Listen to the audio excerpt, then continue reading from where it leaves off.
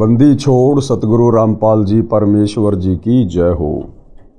परम पिता परमात्मा सारी सृष्टि के रचनहार कुल मालिक असंख्य ब्रह्मांडों के स्वामी जगत गुरु तीनों लोकों में प्रवेश करके सबका धारण पोषण करने वाले राजाधिराज आत्माधार नाथों के नाथ देवों के देव महादेव सर्वेश्वर महेश्वर मृत्युंजय अजरो अमर आदि अनादि सनातनी प्रभु जगत पिता जगदीश्वर श्री श्री 1008 की उपाधि के वास्तविक अधिकारी अकाल मूर्त सौद स्वरूपी राम वासुदेव सर्वगतम ब्रह्म परम पूज्य प्रथम पूज्य परम संत परम पुरुष परम धनी परम दयालु सत्य कबीर हक्का कबीर अल्लाहु कबीर अल्लाहु अकबर बाखबर अल्लाह ताला जगत के तारणहार जगत के मुक्तिदाता जगत के जगन्नाथ हारे के सहारे हिंदुओं के राम मुसलमानों के अल्लाह सिखों के वायुगुरु ईसाइयों के मसीह दया के सागर दयानिधि करुणा के सागर करुणानिधि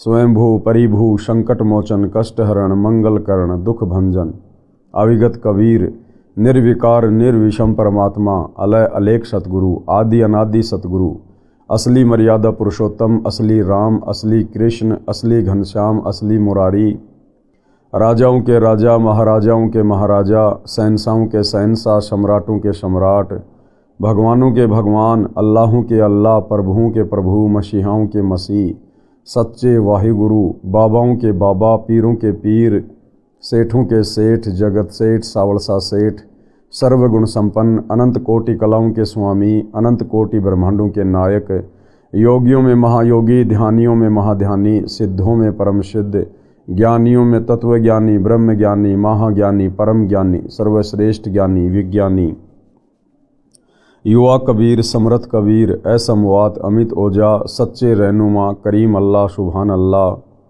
दुनिया के अंतिम पैगंबर 8 सितंबर 1951 से गांव धनाना जिला सोनीपत हरियाणा भारतवर्ष की पावन भूमि पे प्रकट रियल कल की भगवान श्री नारायण साकार हरि श्री बाबा साहेब नूर अनंत परमात्मा सच्चे दरवेश सच्चे बाखबर संत श्रोमणी सतगुरु रामपाल जी परमेश्वर जी के चरण कमल में साध संगति से जुड़े हुए देश विदेश से आप और हम सभी सत्सेवक भाई बहनों का अनंत कोटि दंडवत प्रणाम। सत्साई भाई और बहनों, बहुत बड़ी दया बहुत बड़ी मेहर पूज्य गुरुदेव भगवान की परमेश्वर रामपाल जी की, जिनके शुभ आशीर्वाद से विशेष आशीर्वाद से उन्हीं के कर कमल से लिखित पवित्र पुस्तक हिंदू साहिबान नहीं समझे गीता वेद पुराण, इस पवित्र पुस्तक के ऊपर वीडियो बनाने की श्रृंखला जारी है। इसी श्रृंखला में आज हमारा ये चौथे नंबर का वीडियो है। प्रत्येक वीडियो में पूज्य गुरुदेव भगवान के आशीर्वाद से हिंदू समाज से जुड़े हुए भाई बहनों को अध्यात्म के विषय में भक्ति मार्ग के विषय में बहुत कुछ जानने और समझने को मिल रहा है। तो भाई और बहनों, अब हम इस पवित्र पुस्तक पर आगे बढ़ते हैं। आज हम इसके दूसरे टॉपिक को लेंगे जिसका नाम है पवित्र हिंदू शास्त्र वर्सेज हिंदू। आज हमारा मुख्य विषय क्या है, यानी जो पवित्र हिंदू समाज है वो अपने पवित्र सदग्रंथों के अनुसार सतभक्ति कर रहा है या नहीं कर रहा है। हिंदू धर्म के पवित्र शास्त्र कौन कौन से हैं, उन पवित्र शास्त्रों में अध्यात्म के विषय में क्या लिखा हुआ है, भक्ति और भगवान के विषय में क्या दिशा निर्देश हैं, और हिंदू समाज उन शास्त्रों के अनुसार भक्ति कर रहा है या नहीं कर रहा है।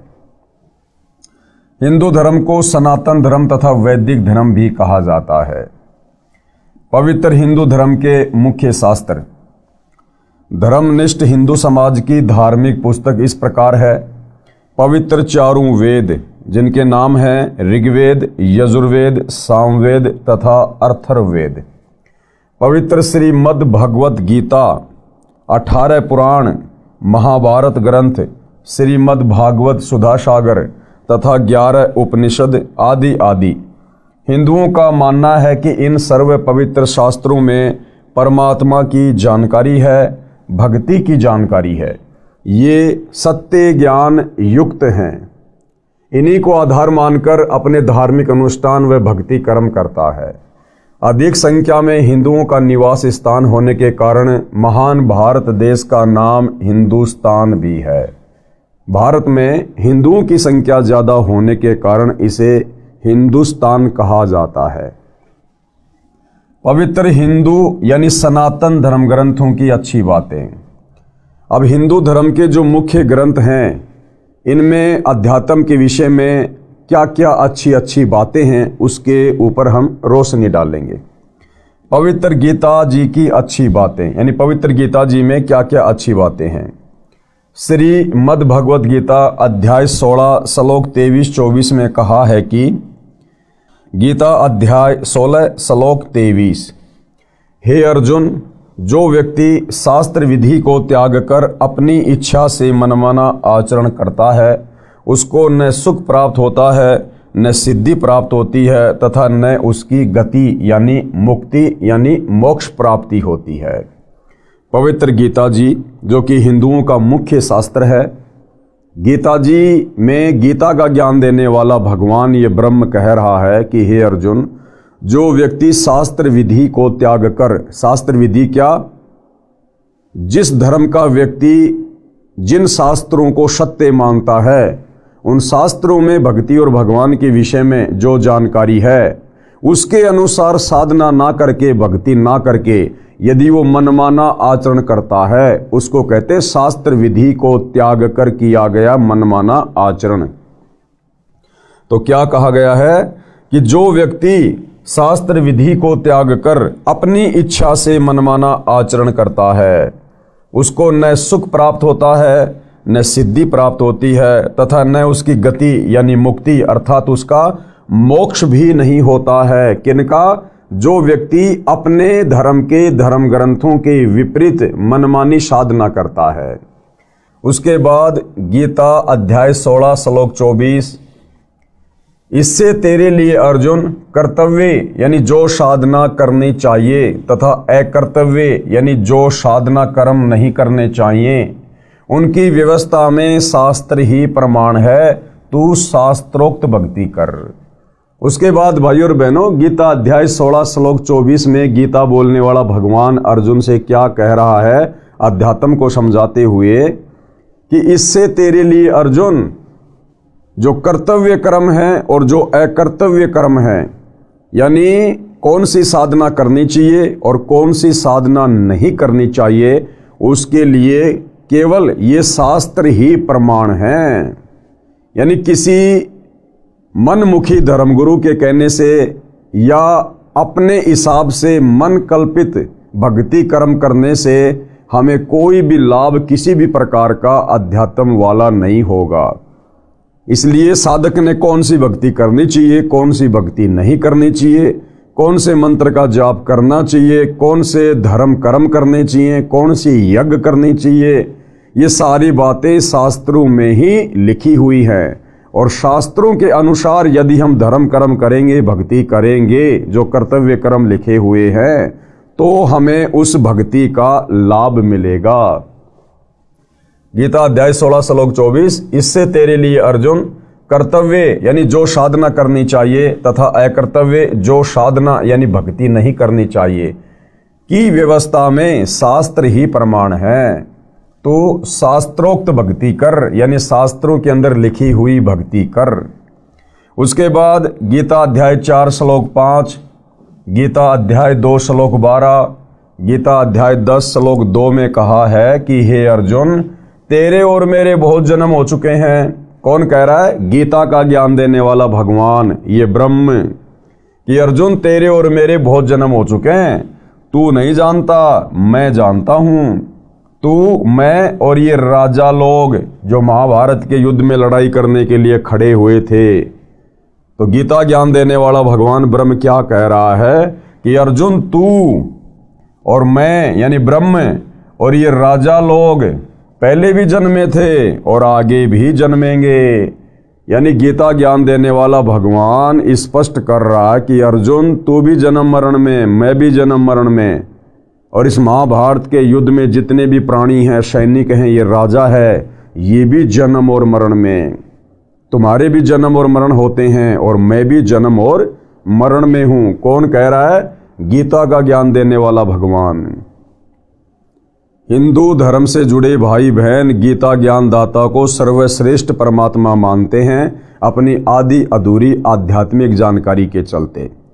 कुछ कहते हैं कि श्री कृष्ण जी ने गीता जी का ज्ञान दिया। जब गहराई में जाएंगे तो पता चलेगा कि श्री कृष्ण जी के शरीर में प्रेत की तरह प्रवेश करके इस काल ब्रह्म ने, जो ब्रह्मा विष्णु महेश का पिता है, दुर्गा का पति है, इसने गीता का ज्ञान दिया। तो भाइयों और बहनों, आप जिसको भी मानते हैं वो स्वयं स्पष्ट कर रहा है अर्जुन को ज्ञान सुनाते समय कि भाई तेरे और मेरे बहुत जन्म हो चुके हैं, तू नहीं जानता, मैं जानता हूं। यानी गीता का ज्ञान देने वाला भगवान भी जन्म और मरण में है। उसके पास पूर्ण मुक्ति का साधन नहीं है, रास्ता नहीं है। अगर होता तो सबसे पहले वो अपने जन्म और मरण को समाप्त करता। तो जो गीता ज्ञान देने वाला भगवान स्वयं जन्म और मरण में है, तो भला उसकी भक्ति करने से हम साधकों का जन्म और मरण का ये भयंकर रोग भला कैसे समाप्त हो सकता है। अर्थात गीता का ज्ञान देने वाला भगवान कंप्लीट भगवान नहीं है। आगे क्या कह रहा है गीता ज्ञानदाता? मेरी उत्पत्ति को यानी मेरे जन्म लेने की प्रक्रिया को ऋषिजन व देवतागण नहीं जानते। क्यों नहीं जानते? क्योंकि ये ऋषिजन और देवतागण ये सारे इस ब्रह्म से उत्पन्न हैं, इस ब्रह्म के अंडर में हैं, इस ब्रह्म के कंट्रोल में हैं। इसलिए ये ऋषिगण और ये देवतागण उस ब्रह्म के विषय में भली भांति नहीं जानते हैं। मेरी उत्पत्ति को ऋषिजन व देवतागण नहीं जानते क्योंकि ये मेरे से उत्पन्न हुए हैं। स्पष्ट है कि गीता ज्ञान कहने वाला नाशवान है। अब भाइयों और बहनों, गुरुदेव सत्संग में बताते हैं कि बाप की उत्पत्ति को बेटा बेटी नहीं बता सकते, बाप की डेट ऑफ बर्थ बेटा बेटी नहीं बता सकते। बाप की डेट ऑफ बर्थ को, उसके जन्म को, उसकी उत्पत्ति को दादाजी बताता है। तो इसी प्रकार 21 ब्रह्मांड में ये जितने भी देवी देवता हैं, साधु संत महात्मा हैं, ऋषि हैं, साधक हैं, ये सब इस काल से उत्पन्न है, इस ब्रह्म से उत्पन्न है। गीता ज्ञान दाता ब्रह्म से उत्पन्न है। इसलिए काल की उत्पत्ति के विषय में इनको स्पष्ट ज्ञान नहीं है। लेकिन वो परम अक्षर ब्रह्म कबीर देव सत्य पुरुष जो सतलोक में रहता है, वो सबका दादा है, सबका दादा। इसलिए उन्होंने आकर 650 साल पहले बनारस के काशी में कबीर दास नाम से उन्होंने सबकी उत्पत्ति, जन्म और मरण के विषय में कबीर सागर में यानी सूक्ष्म वेद 5वें वेद में बिल्कुल क्लियर करवा दिया। और आज भाइयों और बहनों, कबीर सागर में लिखे उस गूढ़ ज्ञान को सतगुरु रामपाल जी, जो कि तत्वदर्शी संत की भूमिका कर रहे हैं, आज इन्होंने बिल्कुल क्लियर कर दिया है कि ब्रह्मा विष्णु महेश की जन्म मृत्यु कैसे होती है, ये अविनाशी हैं या नाशवान हैं, इनके पिताजी ब्रह्म ये नाशवान है या अविनाशी है, इसका जन्म मरण कैसे होता है, क्या इसकी प्रक्रिया है, सब कुछ आज सतगुरु रामपाल जी ने गीता जी को पढ़ाते हुए क्लियर कर दिया है। गीता अध्याय 2 श्लोक 17, गीता अध्याय 15 श्लोक 17 में कहा है कि हे अर्जुन, अविनाशी तो उसको जान जिसे मारने में कोई सक्षम नहीं है। यानी गीता ज्ञान देने वाला ये ब्रह्म काल भगवान ये स्वयं स्वीकार कर रहा है कि अर्जुन, अविनाशी तो उसको जान। अविनाशी कौन? जिसको मारने में कोई भी सक्षम ना हो। कि अविनाशी तो उसको जान जिसे मारने में कोई सक्षम नहीं है। तो गीता का ज्ञान देने वाला ये भगवान ब्रह्म अपने से अन्य किसी और परमात्मा को अविनाशी कह रहा है। अर्थात गीता ज्ञान देता सुप्रीम गॉड नहीं है। हे अर्जुन, अविनाशी तो उसको जान जिसे मारने में कोई सक्षम नहीं है, जिससे सारा संसार व्याप्त है। यानी जिस परम अक्षर ब्रह्म ने, अविनाशी कबीर ने सारी सृष्टि को रचा है, यानी जिसने संसार की उत्पत्ति की है, जो तीनों लोकों में प्रवेश करके सबका धारण पोषण करता है, परमात्मा कहा जाता है। यानी असल में तो परमात्मा वो है जो तीनों लोकों में प्रवेश करके सबका धारण पोषण करता है। अविनाशी परमेश्वर है वह उत्तम पुरुष है तू अन्य, यानी गीता अध्याय 15 श्लोक 17 में कहा गया है कि उत्तम पुरुष है तू अन्य परमात्मा इति उदाहरते, यानी उत्तम पुरुष सर्वश्रेष्ठ परमात्मा उसे इस कारण से कहा जाता है। पुरुषोत्तम यानी समर्थ श्रेष्ठ परमात्मा तो मेरे से अन्य ही है। कौन कह रहा है? गीता का ज्ञान देने वाला कह रहा कि समर्थ श्रेष्ठ परमात्मा तो मेरे से अन्य है। जो परमात्मा कहलाता है वह अविनाशी परमेश्वर है।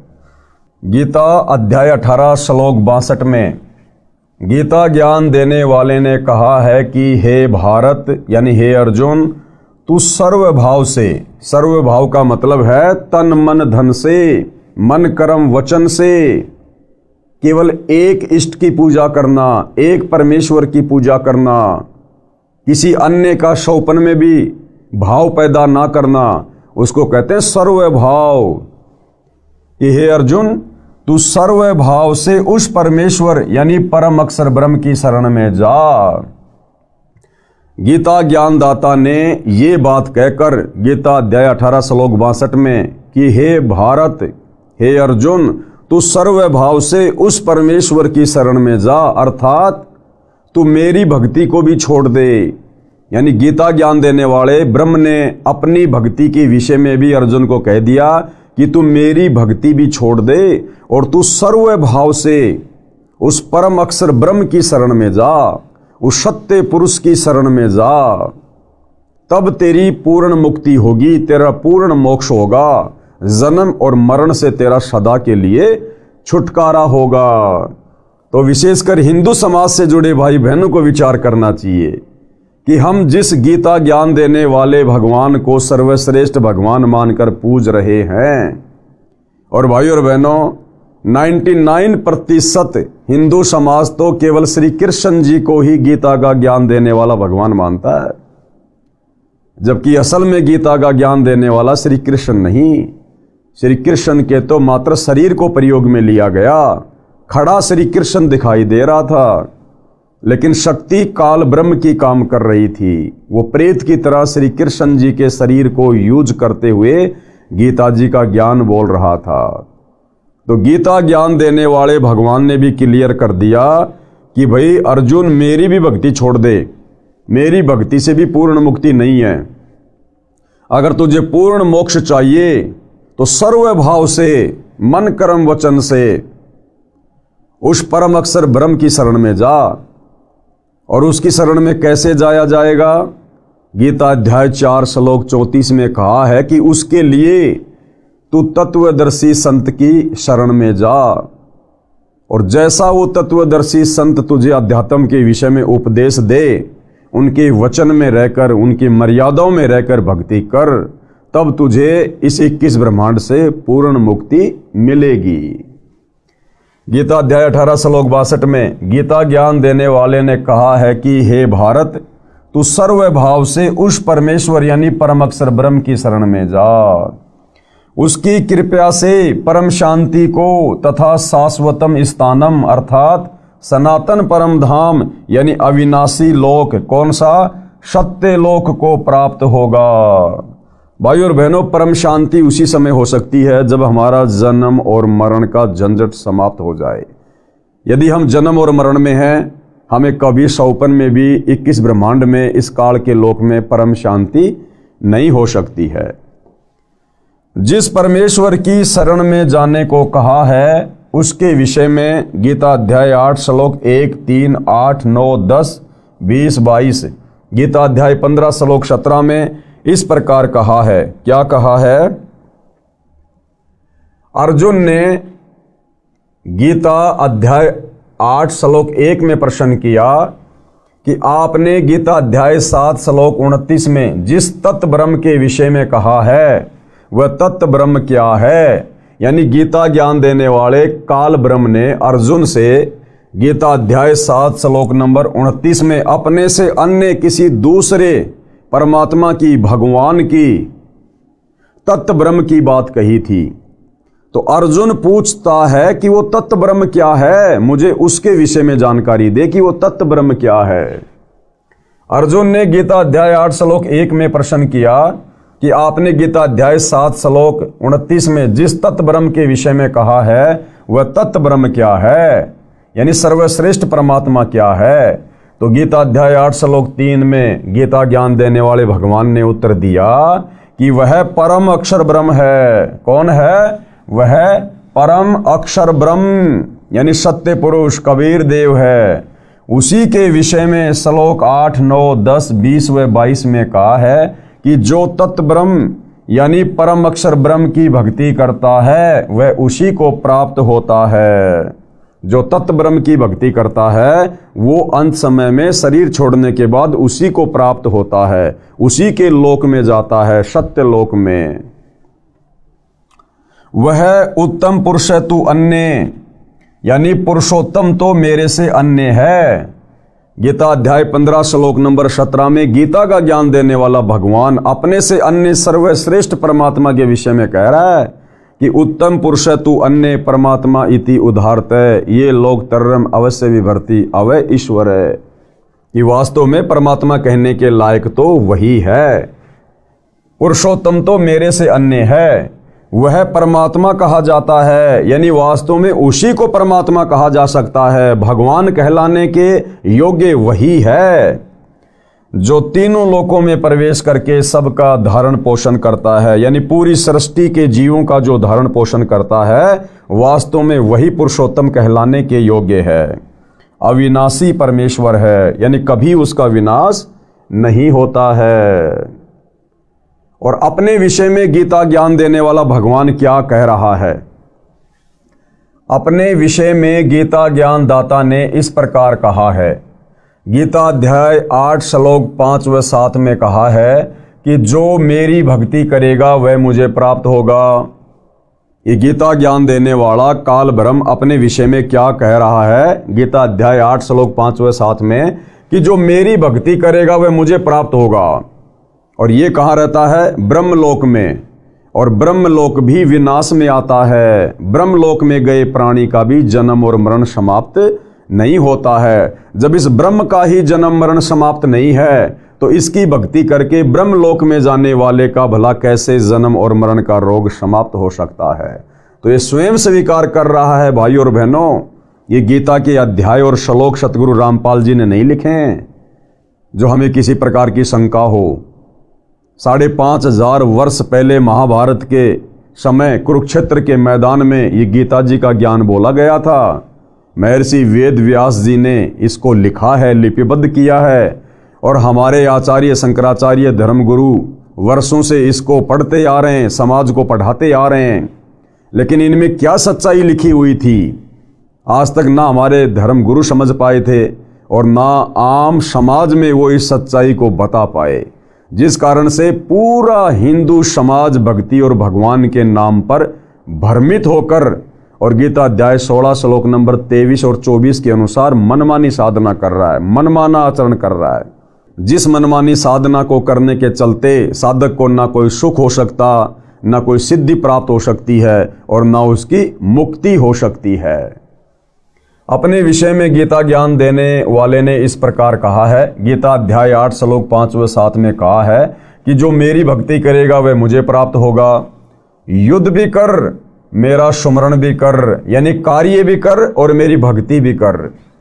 गीता ज्ञान देने वाले ने गीता अध्याय 2 श्लोक 12, गीता अध्याय 4 श्लोक 5, गीता अध्याय 10 श्लोक 2 में अपनी स्थिति बताई है कि तू, मैं और ये राजा लोग सब जन्म व मृत्यु को प्राप्त होते हैं। यानी उस उत्तम पुरुष के अलावा, उस पुरुषोत्तम के अलावा, उस तत्व ब्रह्म के अलावा, उस परम अक्षर ब्रह्म के अलावा, उस अविनाशी कबीर के अलावा इस सृष्टि में कोई भी अविनाशी नहीं है। सब जन्म और मरण में है। तेरे व मेरे अनेकों जन्म हो चुके हैं। स्पष्ट है कि गीता ज्ञान कहने वाला नाशवान भगवान है, अविनाशी नहीं है, जिसको हिंदू समाज परमात्मा मान के पूज रहा है नादानी में। आगे भाई और बहनों, ये पवित्र ग्रंथ हमें क्या शिक्षा दे रहा है? गीता शास्त्र में पितर व भूत पूजा, देवताओं की पूजा निषेध करी गई है। यानी पवित्र गीता जी में भूत पूजा यानी ये श्राद्ध निकालना, हम अपने पूर्वजों के जो श्राद्ध निकालते हैं या निकाला करते थे, ये श्राद्ध निकालना भूत पूजा में आता है। क्योंकि हमारे पूर्वज शास्त्र विरुद्ध साधना करने के चलते मरने के बाद में वो भूत योनि को प्राप्त हो गए और पीछे से हमारे धर्म गुरुओं ने उनके श्राद्ध निकलवा कर और पाखंड पूजा शुरू करवा दी। तो हमारे पूर्वज शास्त्र विधि को त्याग के मनमाना आचरण करने के चलते भूत बने हुए हैं और हमसे हमारे धर्म गुरु उनकी पूजा करवाकर उनके श्राद्ध निकलवाकर हमें भी भूत की योनि में जाने के लिए तैयार कर रहे हैं। लेकिन भाइयों और बहनों, धन्यवाद करो सतगुरु रामपाल जी परमेश्वर जी का, जिन्होंने समय पर आकर हम आत्माओं को संभाल लिया, हमारे को सत्य साधना देकर और नरक में जाने से, भूत योनि प्राप्त होने से, पितृ योनि में जाने से उन्होंने हमें बचा लिया और आज उन्होंने हमें शास्त्र अनुकूल सत्य साधना दे दी, जिससे हमारी आत्मा का कल्याण होगा। गीता शास्त्र में पितृ व भूत पूजा, देवताओं की पूजा निषेध कही है। व्रत करना व्यर्थ कहा गया है। कर्म संन्यास गलत कहा है। कर्म करते करते भक्ति करना उत्तम बताया है। इसका प्रमाण कहाँ है? गीता अध्याय 9 श्लोक 25, गीता अध्याय 7 श्लोक 12, 15, 20 व 23, गीता अध्याय 6 श्लोक 16, गीता अध्याय 5 श्लोक 2 व 6, गीता अध्याय 3 श्लोक 4 व 9 में देवताओं की पूजा करना, पितरों की पूजा करना, श्राद्ध निकालना, भूतों की पूजा करना, ये गीता जी में स्पष्ट रूप से मना किया गया है।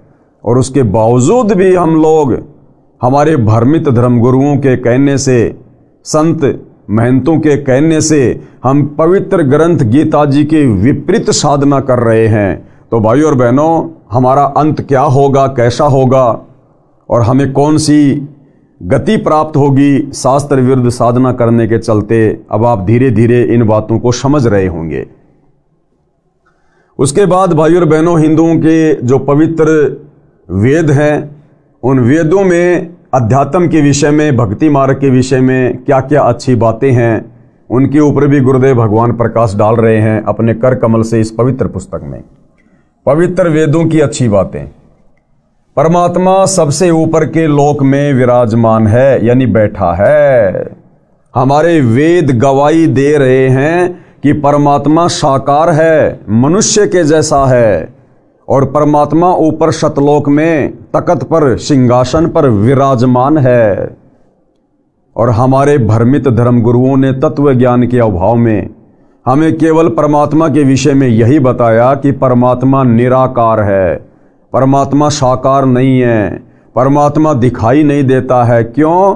क्योंकि भाइयों और बहनों, हमारे भ्रमित धर्म गुरु सदियों से शास्त्र विधि को त्याग कर मनमानी साधना करते हुए आ रहे हैं और उस मनमानी साधना के करने के चलते उन्हें वो उपलब्धि प्राप्त नहीं हुई जिससे उनकी दिव्य दृष्टि खुलती या उनका ज्ञान योग खुलता या उन्हें वेदों और गीता में लिखे हुए सत्य ज्ञान के सार का पता चलता। तो जब हमारे धर्मगुरु खुद ही भक्ति और भगवान को लेकर भ्रमित थे तो बोला हमें वो कहाँ से हमारे पवित्र सदग्रंथों में लिखी गई अच्छी अच्छी बातों की जानकारी देते। लेकिन वर्तमान में हमारा परम सौभाग्य जो सतगुरु रामपाल जी के आशीर्वाद से हमें ये सत्य जानकारी प्राप्त हो रही है। पवित्र वेदों की अच्छी बातें। परमात्मा सबसे ऊपर के लोक में विराजमान है, यानी बैठा है। वह राजा के समान दिखाई देता है। अब राजा कैसा होता है भाइयों और बहनों? राजा इंसान होता है, तो परमात्मा भी हमारे जैसा है, क्योंकि हम उस परमात्मा के बच्चे हैं, उसके अंश हैं। उस परमेश्वर ने हम सबको उत्पन्न किया है। वो परमात्मा हमारे जैसा, हम उस परमात्मा के जैसे, यानी हम साकार हैं, वो परमात्मा भी साकार है। वह राजा के समान दिखाई देता है, यानी सिंहासन पर बैठा है, सिर के ऊपर मुकुट है, सफेद छत्र है और नराकार है। एक होता है निराकार और एक होता है नराकार। नराकार का मतलब होता है नर प्लस आकार। नर यानी इंसान, मनुष्य, और आकार यानी उसकी छवि, यानी वो परमात्मा मनुष्य के समान है, नराकार है, और एक होता निराकार, निर्पलस आकार, यानी जिसका कोई आकार नहीं है। तो हमारे धर्मगुरुओं ने हमें बताया कि परमात्मा निराकार है, जबकि आज सतगुरु रामपाल जी वेदों से, गीता जी से क्लियर कर रहे हैं कि परमात्मा निराकार नहीं बल्कि नराकार है, नर आकार में है, मनुष्य दृश्य है, साकार है। परमात्मा ऊपर के लोक से गति करके यानी चलकर पृथ्वी पर आता है, अच्छी आत्माओं को मिलता है, उनके संकटों को समाप्त करता है। अब वो परमात्मा कैसे आता है भाइयों और बहनों? वो परमात्मा मनुष्य शरीर धारण करके आता है, एक मनुष्य के बच्चे की लीला करता है। जैसा कि वेदों में लिखा हुआ है कि वो परमात्मा प्रत्येक युग में शिशु रूप धारण करके किसी तालाब में विकसित कमल के फूल के ऊपर प्रकट होता है, और वहाँ से उस परमेश्वर को एक निसंतान दंपत्ति अपने घर उठाकर ले जाते हैं, और उनकी जो परवरिश होती है, उनका जो पालन पोषण होता है, वो कवारी गायों के दूध से होता है। ऐसी लीला वो कबीर परमात्मा, वो परम अक्षर ब्रह्म, सत्य पुरुष, उत्तम पुरुष प्रत्येक युग में करता है। ये प्रमाण बना के छोड़ देता है कि जब वो भक्ति युग आएगा आगे चलकर, कलयुग की बिचली पीढ़ी वाला, उस समय वेदों में लिखी हुई इन बातों को पढ़कर और कब कब उस परमात्मा ने इस प्रकार की लीलाएं की, उन समस्त घटनाओं को देखकर भगवान को पहचानने में देर नहीं करेंगी। तो भाइयों और बहनों, वेदों में परमात्मा के प्रकट होने की जो लीलाएं लिखी हुई हैं, उन लीलाओं के अंतर्गत केवल कबीर परमात्मा ही फिट बैठते हैं, ना श्री रामचंद्र जी फिट बैठते हैं, क्योंकि रामचंद्र जी किसी तालाब में विकसित कमल के फूल पर शिशु रूप में प्रकट नहीं हुए, वे तो कौशल्या के गर्भ से जन्मे थे। द्वापर में श्री कृष्ण जी भी देवकी के गर्भ से जन्मे थे। तो वेदों में परमेश्वर के प्रकट होने के विषय में जो निशानी है, जो सबूत हैं, वो केवल कबीर परमेश्वर जी के ऊपर फिट बैठते हैं। तो आप और हमें समझने में बड़ी आसानी होगी कि वास्तव में अविनाशी परमेश्वर कौन है। परमात्मा ऊपर के लोक से गति करके यानी चलकर पृथ्वी पर आता है, अच्छी आत्माओं को मिलता है, उनके संकटों को समाप्त करता है, उनके संकटों का मर्दन करता है, उन्हें सुख प्रदान करता है। और क्या करता है परमात्मा? कवियों जैसा आचरण करता हुआ घूमता है। जैसे एक कवि होता है, वो कविता बना बना के, दोहे चौपाइयाँ बना बना के लोगों को जगाता है, इसी प्रकार वो कबीर परमात्मा एक कवि की भूमिका करता है, और शब्दों के माध्यम से, चौपाइयों के माध्यम से, दोहों के माध्यम से, श्लोकों के माध्यम से वो परमेश्वर अपने तत्व ज्ञान का प्रचार प्रसार घूम घूम के करता है। इसलिए उसे रमता राम भी कहा जाता है। कवियों जैसा आचरण करता हुआ घूमता है, अपने मुख कमल से वाणी बोलकर भक्ति करने के लिए प्रेरणा करता है, और भक्ति के गुप्त नामों यानी मंत्रों का आविष्कार करता है। भक्ति के गुप्त मंत्रों का आविष्कार वो कबीर परमात्मा, परम अक्षर ब्रह्म, सत्य पुरुष जब सतलोक से चलकर पृथ्वी पर प्रकट होता है, उस समय भक्ति के गुप्त मंत्रों का आविष्कार करता है। यानी भाइयों और बहनों, पूर्ण मोक्ष प्राप्ति के लिए भक्ति के वो गुप्त मंत्र ना वेदों में है, ना गीता जी में है, ना पुराणों में है, और ना अन्य धर्मों की पवित्र पुस्तकों में है। उन गुप्त मंत्रों का आविष्कार यानी सार नाम का, सार शब्द का आविष्कार वो परमेश्वर स्वयं करता है, जब वो तत्वदर्शी संत के रूप में धरती पर प्रकट होकर अपने ज्ञान का प्रचार प्रसार करता है। तो इससे सिद्ध हुआ कि वर्तमान में पूर्ण मुक्ति के वो मोक्ष मंत्र केवल तत्वदर्शी संत सतगुरु रामपाल जी के पास हैं। अन्य यहाँ के किसी भी आचार्य, शंकराचार्य को तो छोड़िए, ब्रह्मा विष्णु महेश और 21 ब्रह्मांड के स्वामी, ये गीता ज्ञान देने वाले काल ब्रह्म के पास भी नहीं है। परमात्मा तत्व ज्ञान यानी संपूर्ण अध्यात्म ज्ञान को, कौन सा संपूर्ण अध्यात्म ज्ञान? जो संपूर्ण अध्यात्म ज्ञान चारों वेदों में, गीता जी में, 18 पुराणों में, मुसलमान भाइयों की तौरात, जबूर, इंजिल, कुरान मजीद, कुरान शरीफ, हदीसें, ईसाइयों की बाइबल, सिखों का गुरु ग्रंथ साहिब, इनमें भी नहीं है। उस तत्व ज्ञान को वो परमात्मा नीचे आकर अपने मुख कमल से वाणियों के माध्यम से बोलता है। परमात्मा तत्व ज्ञान यानी संपूर्ण अध्यात्म ज्ञान को काव्यना यानी कवित्व यानी दोहों, शब्दों, चौपाइयों के रूप में बोलता है। जैसे 650 साल पहले कबीर परमात्मा हाथ में एक तारा लेकर कहीं किसी भी चौराहे पर खड़े होकर ये अध्यात्म ज्ञान, ये तत्व ज्ञान दोहों के माध्यम से, शब्दों के माध्यम से, चौपाइयों के माध्यम से बोलने लग जाया करते थे। इस कारण से प्रसिद्ध कवियों में से एक कवि की उपाधि भी प्राप्त करता है। अब भाइयों और बहनों, बहुत कवि हुए हैं।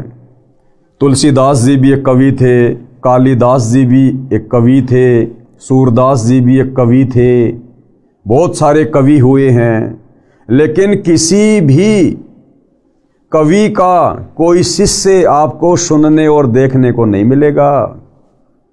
केवल कबीर परमेश्वर ही वास्तव में रियल कवि की भूमिका निभाते हैं। और 650 साल पहले उस परमेश्वर के 64 लाख शिष्य थे, अन्यथा अन्य किसी भी कवि के आपको कोई भी शिष्य सुनने और देखने को नहीं मिलेंगे। इस कारण से प्रसिद्ध कवियों में एक कवि की उपाधि भी प्राप्त करता है। यानी उसी कारण से परमात्मा कवि भी कहलाता है। कौन से कारण से? अपने तत्व ज्ञान को ऊंची आवाज में बोल बोल के, दोहों, चौपाइयों, शब्दों के माध्यम से सुनाने के कारण उस परमेश्वर को कवि की उपाधि भी दी गई है। अब भाइयों और बहनों, वो कबीर परमेश्वर कैसे 3 प्रकार से लीला करता है, सतलोक से चलकर इस पृथ्वी लोक पर प्रकट होने की, यहां आने की।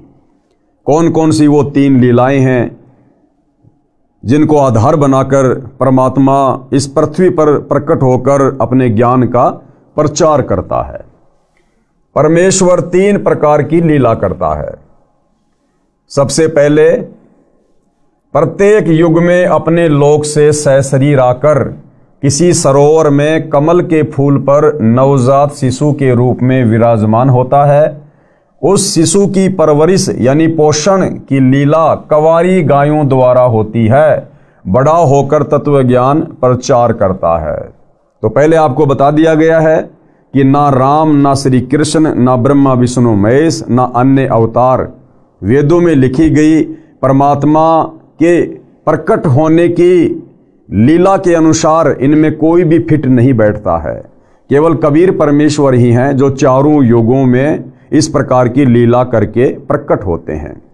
उसके बाद उस परमेश्वर की जो परवरिश की लीला होती है वो कवारी गायों के दूध से होती है।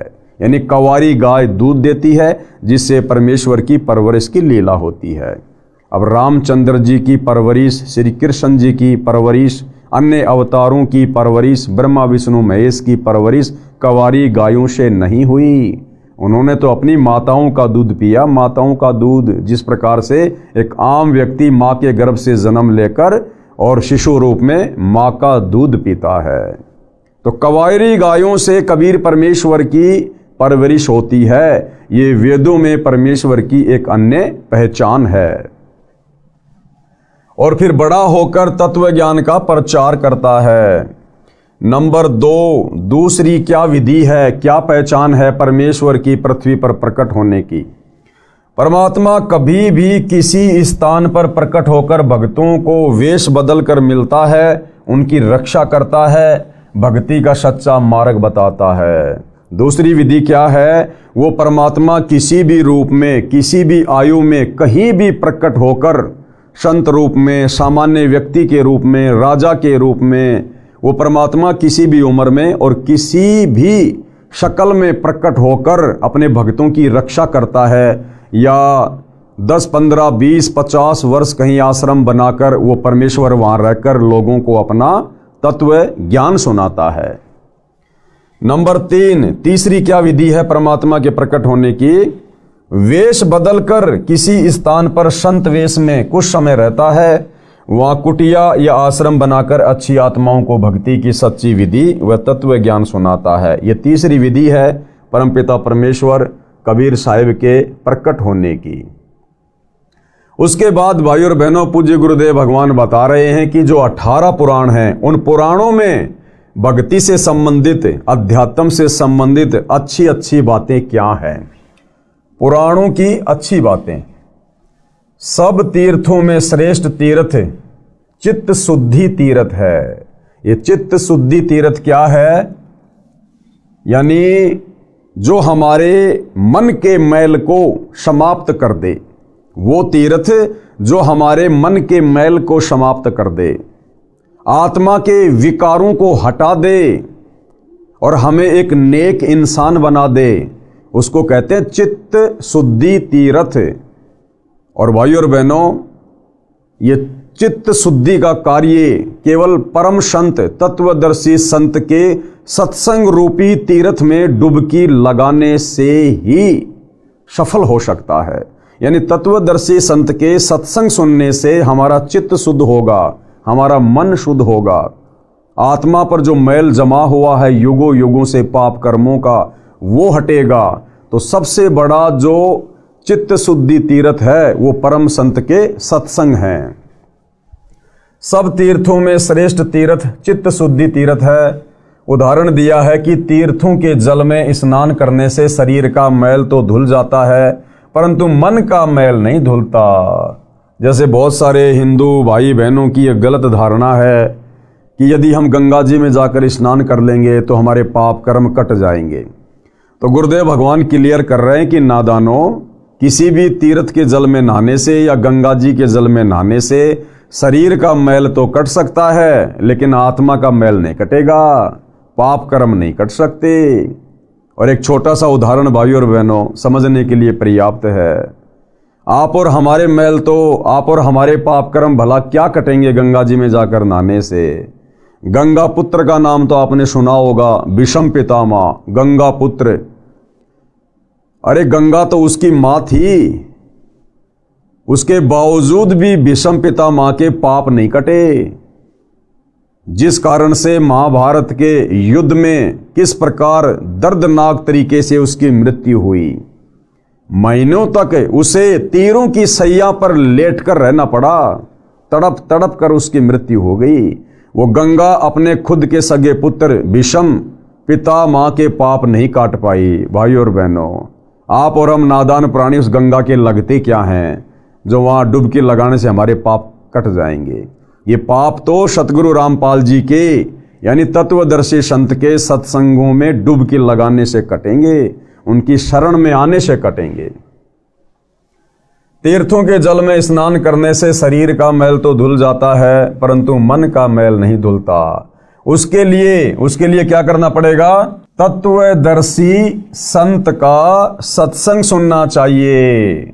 सत्संग चित्त शुद्धि करता है, यह चित्त शुद्धि तीर्थ कहा जाता है। यानी सबसे बड़ा चित्त शुद्धि तीर्थ क्या है? परम संत के सत्संग। गीता अध्याय 4 श्लोक 32 तथा 34 में भी इसी कथन का समर्थन है। क्या कहा गया है? एक कथा है जिसके माध्यम से गुरुदेव भगवान हमें समझा रहे हैं।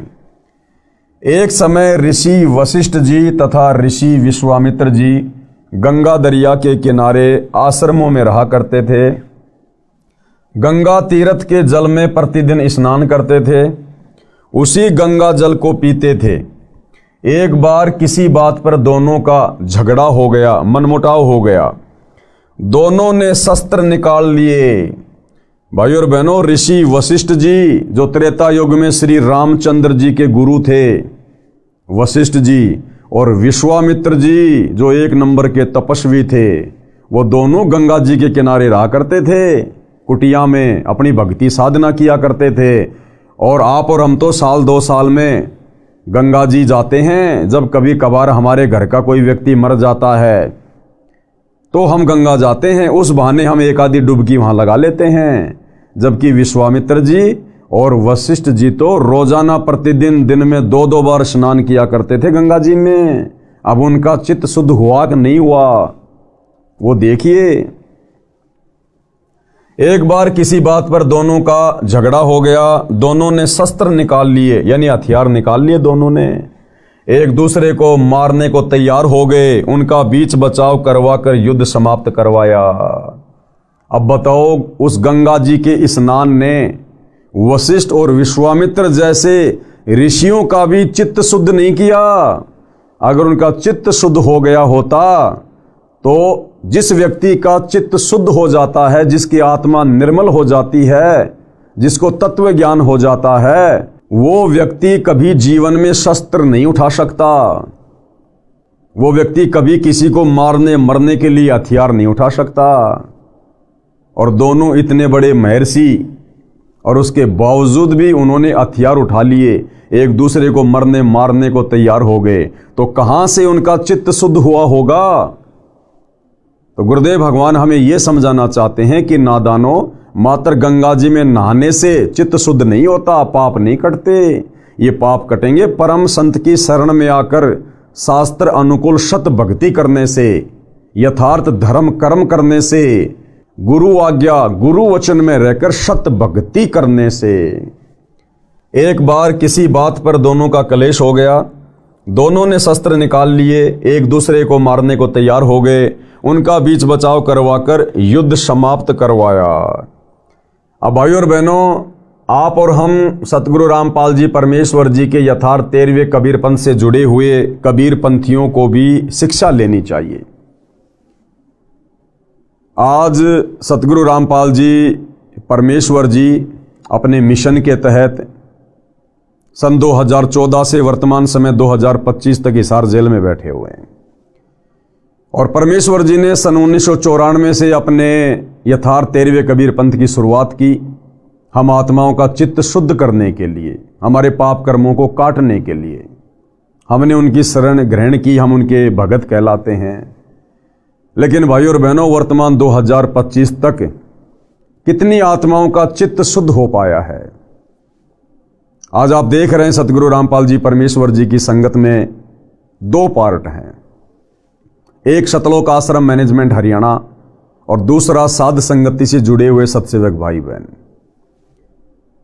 आज केवल साध संगति से जुड़े सत्सेवक भाई बहनों का ही चित्त शुद्ध हो पाया है, क्योंकि हमने परम संत के सत्संगों को चित्त शुद्धि की दृष्टि से सुना है, समझा है और उन पर अमल किया है। तो गुरु ने हमारे ऊपर आशीर्वाद बख्शा, गुरु हमारे ऊपर प्रसन्न हुए, उन्होंने अपना आशीर्वाद दिया, अपनी दया बख्शी, तो आज हमारा चित्त शुद्ध हुआ।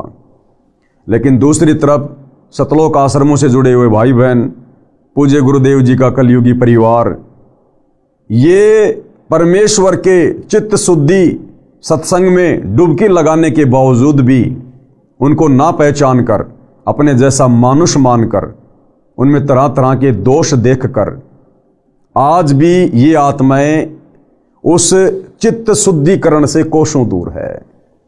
और किस प्रकार से सतलोक आश्रमों से जुड़े भाई बहन, गुरुदेव का कलयुगी परिवार बात बात पर साध संगति से जुड़े भगत भाई बहनों के साथ में झगड़ा करता है, घरों में घुसकर हथियार उठाकर उन्हें मारता है। तो भाइयों और बहनों, ये चित्त शुद्धिकरण सतगुरु रामपाल जी परमेश्वर जी के मार्ग में, उनके पंथ में केवल साध संगति से जुड़ी हुई आत्माओं का ही हो पाया है। सूक्ष्म वेद में कहा है कि कबीर गंगा काठे घर करे, गंगा काठे यानी गंगा के किनारे चाहे घर बना लो और पीवे निर्मल नीर, और चाहे सुबह शाम रोजाना गंगा जी का पानी पियो, और मुक्ति नहीं सतनाम बिन कहे सच कबीर। भाई चाहे गंगा जी के किनारे महल बना लो, झोपड़ी डाल लो और रोजाना गंगा जी का निर्मल जल पियो, अगर आपने सच्चे सतगुरु तत्वदर्शी संत से वो 2 अक्षर का सतनाम सत भक्ति मंत्र प्राप्त नहीं किया और उस तत्वदर्शी संत के बताए अनुसार मर्यादा में रहकर साधना नहीं की, तो कबीर परमात्मा कहते हैं कि चाहे तू लाख जन्म गंगा जी का जल पीते रहना और गंगा जी के किनारे जाके बस जाना, तेरी मुक्ति नहीं हो सकती। गरीब गंगा काठे घर करे पीवे निर्मल नीर, और मुक्ति नहीं सतनाम बिन कहे सत्य कबीर। कबीर तीर्थ कर कर जग मुआ, ये तीर्थों पे जा जाके दुनिया मर गई, भूत बन गई, नरक में जागिरी। तीर्थ कर कर जग मुआ, उड़े पानी नहाए, उन तीर्थों के पानी में नहा नहा के। और सत्य नाम जपा नहीं, काल घसीटे जाए। बिना सत्य नाम के जाप के अंत में उन तीर्थों पर जाकर स्नान करने वालों को भी काल ही घसीटता है, लक 84 में डालता है, नरक में डालता है। अब गुरुदेव भगवान इस चौपाई का अर्थ कर रहे हैं, अर्थात गंगा नदी के किनारे निवास करें, मोक्षदायिनी मानकर तथा गंगा का निर्मल पानी पीते हैं, परंतु भक्ति के सत्य शास्त्र प्रमाणित नाम बिना मोक्ष संभव नहीं है। शास्त्रों में भक्ति का जो सत मंत्र है, उसके सुमरण किए बिना, उसके जाप किए बिना सच्चे सतगुरु से लेकर भाई मुक्ति संभव नहीं है, व्यर्थ प्रयत्न है। उसके बाद गुरुदेव भगवान हमें क्या बताते हैं? कबीर परमेश्वर जी आगे बताते हैं कि भ्रमित ज्ञान के आधार से, कौन से ज्ञान के आधार से? भ्रमित ज्ञान के आधार से संसार के व्यक्ति तीर्थों पर जाते हैं, आजीवन ये साधना करते हैं, जब मृत्यु हो जाती है तो उनको राहत उस साधना से नहीं मिलती। आप देखते हो भाई और बहनों, ऐसे अच्छे अच्छे भगत, अच्छे अच्छे साधक जो शास्त्र विधि को त्याग के मनमानी साधना करते हैं, पूजा पाठ करते हैं बहुत ज़्यादा, और अंत में उनकी ऐसी दुर्गति से मृत्यु होती है, कोई उनकी टेक केयर करने वाला भी नहीं होता, हॉस्पिटलों में सड़ सड़ के मरते हैं। तो गुरुदेव भगवान कह रहे हैं कि सतनाम के जाप बिना और सच्चे सतगुरु की शरण में आकर भक्ति किए बिना भैया आप चाहे कितने भी यत्न और प्रयत्न कर लेना, मुक्ति नहीं है, दुर्गति पीछा नहीं छोड़ सकती। आजीवन ये साधना करते हैं, जब मृत्यु हो जाती है तो उनको राहत उस साधना से नहीं मिलती। काल के दूत उनको बलपूर्वक यानी जबरदस्ती घसीट कर खींच कर ले जाते हैं और दंडित करते हैं। कर्म कांड करना, पितृ पूजा, श्राद्ध निकालना, भूत पूजा, मूर्ति पूजा वेद विरुद्ध है। ये जितनी भी साधनाएं हैं भाई और बहनों, ये कर्म कांड, कौन से कर्म कांड? ये पितृ पूजना, श्राद्ध निकालना, भूत पूजा, मूर्ति पूजा, चौराहे की पूजा, पेड़ पौधों की पूजा, मूर्ति पूजा, ये सब वेद विरुद्ध है, यानी शास्त्रों के विरुद्ध है, और अज्ञानतावश समाज इसे कर रहा है। क्योंकि हमारे धर्मगुरु नादान थे, उन्हें केवल संस्कृत भाषा का ज्ञान था, और ये जितने भी धर्म ग्रंथ थे ये संस्कृत भाषा में होने के कारण इन्होंने इनको अच्छे से इनको पढ़ अवश्य लिया, इनको घोट अवश्य लिया, याद अवश्य कर लिया, परंतु संस्कृत में लिपिबद्ध हमारे धर्मशास्त्र अध्यात्म के विषय में संकेत क्या कर रहे हैं, इस बात से हमारे धर्म गुरु अनभिज्ञ थे, बेखबर थे, अनजान थे। तो अज्ञानतावश हम लोगों ने उन धर्म गुरुओं को प्रकांड ज्ञाता मानकर और उनके द्वारा बताई गई साधना हम करते रहे, जिस कारण से हमारे पूर्वजों की भी मुक्ति नहीं हुई, और आज वही धर्मगुरु उन भूत बने हुए पूर्वजों के हमसे श्राद्ध निकलवा रहे हैं। तो ये जितने भी ये कर्मकांड हैं ये भक्ति मार्ग में बाधक हैं। कर्मकांड करना, पितृ पूजा, श्राद्ध निकालना, भूत पूजा, मूर्ति पूजा वेद विरुद्ध है, अज्ञानवश करते हैं, यानी अभी हमें तत्व ज्ञान नहीं है। आगे पूज्य गुरुदेव भगवान हमें एक उदाहरण देकर समझा रहे हैं। प्रमाण मार्कंडे पुराण में रोचे ऋषि की उत्पत्ति कथा अध्याय में है। ये सब अच्छी बातें आप जी इसी पुस्तक में पढ़ेंगे जो परमाणु सहित लिखी है, ग्रंथों यानी शास्त्रों की फोटोकॉपी लगाकर स्पष्ट किया है। यानी हम भाई बहनों का अज्ञान समाप्त करने के लिए जब हम आगे इस पुस्तक में पढ़ेंगे अध्यात्म के विषय में जानने के लिए, तो गुरुदेव भगवान हमें साथ साथ में हमारे ही धर्म ग्रंथों की, वेदों की, पुराणों की, गीता जी की साथ में फोटोकॉपी लगा लगा कर समझाएंगे, ताकि किसी भी प्रकार की शंका हमारे मन में ना रह जाए। पवित्र हिंदू धर्म की धार्मिक क्रियाएं, वर्तमान में हिंदू धर्म में क्या क्या धार्मिक क्रियाएं प्रचलित हैं उसके विषय में गुरुदेव भगवान समझा रहे हैं। आदि शंकराचार्य जी का जन्म 508 वर्ष ईसा पूर्व हुआ। जो आदि शंकराचार्य जी थे, जिन्होंने हिंदू समाज को देवी देवताओं की पूजा पर, पाखंड पूजा पर आधारित कर दिया था, तो आदि शंकराचार्य जी का जन्म कब हुआ था? ईसा यानी ईसा मसीह के जन्म से 508 वर्ष पहले। आदि शंकराचार्य जी का जन्म 508 वर्ष ईसा पूर्व हुआ, यानी 2013 से गिने तो 2521 वर्ष पूर्व हुआ, क्योंकि यह पवित्र पुस्तक सतगुरु रामपाल जी ने 2013 में लिखी थी, सतलोक आश्रम बरवाला में। तो 2013 से यदि हम आदि शंकराचार्य जी के जन्म की काउंटिंग करें तो 2521 वर्ष पहले हुआ। उन्होंने जो भक्ति मार्ग बताया है उसका अनुसरण पवित्र हिंदू समाज वर्तमान में कर रहा है। यानी आदि शंकराचार्य जी के द्वारा जो देवी देवताओं की साधना बताई गई थी, जो कर्म कांड बताए गए थे, उसी को वर्तमान का हिंदू समाज फॉलो कर रहा है। श्री ब्रह्मा जी, श्री विष्णु जी तथा श्री शिव जी को आदरणीय भगवान मानते हैं। मूर्ति पूजा भी अवश्य करते हैं, जबकि वेदों में ना तो ब्रह्मा विष्णु महेश की पूजा का विधान है, ना गीता में है, ना मूर्ति पूजा का वेदों में कहीं कोई जिक्र है, ना गीता जी में है।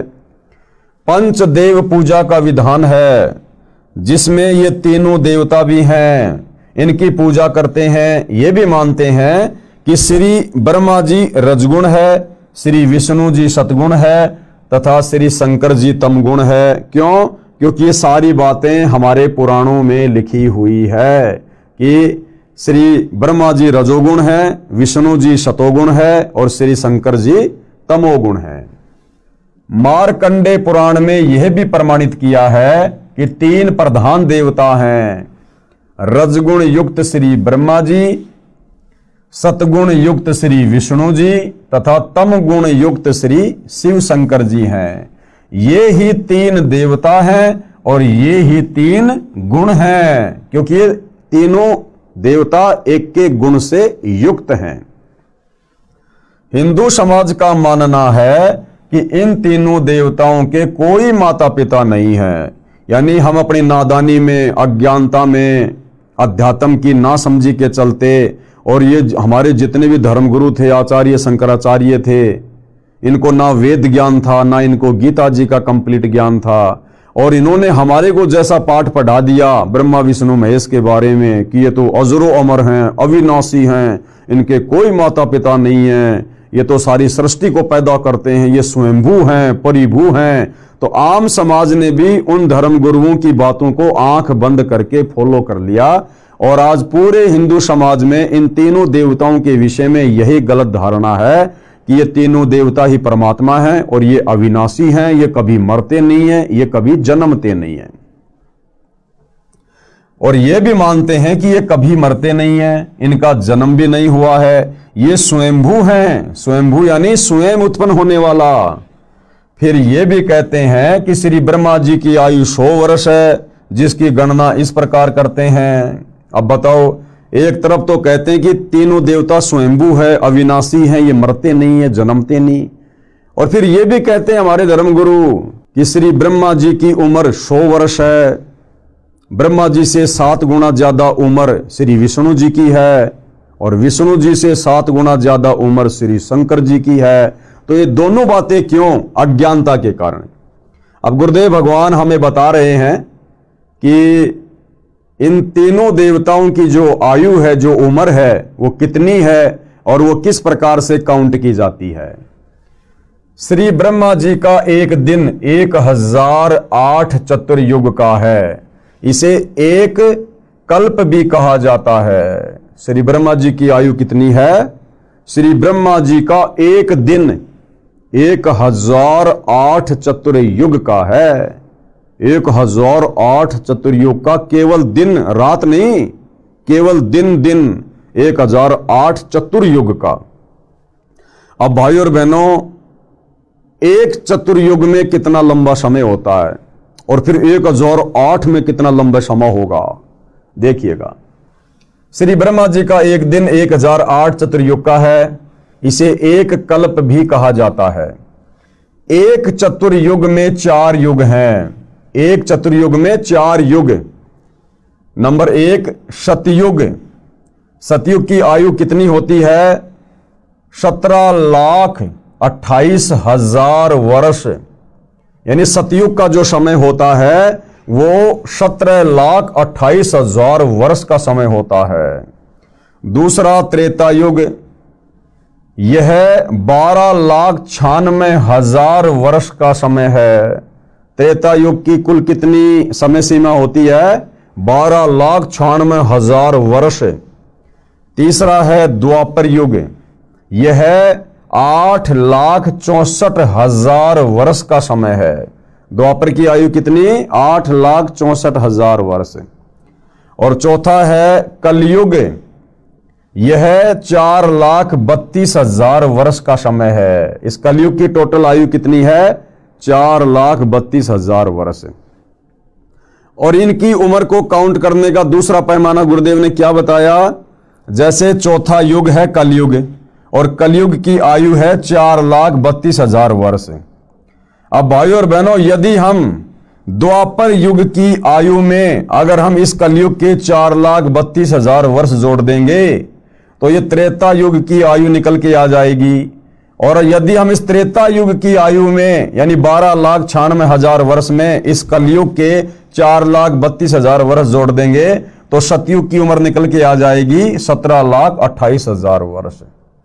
इसको कहते हैं एक चतुर्युग, यानी चारों युगों की जो कुल मिलाकर आयु है वो है 43,20,000 वर्ष। सतयुग, त्रेतायुग, द्वापर और कलयुग, इन चारों की यदि उम्र को काउंट किया जाए तो गणित की रीति से एक चतुर्युग का समय कितना हुआ? 43,20,000 वर्ष। एक चतुर्युग का समय कितना? 43,20,000 वर्ष।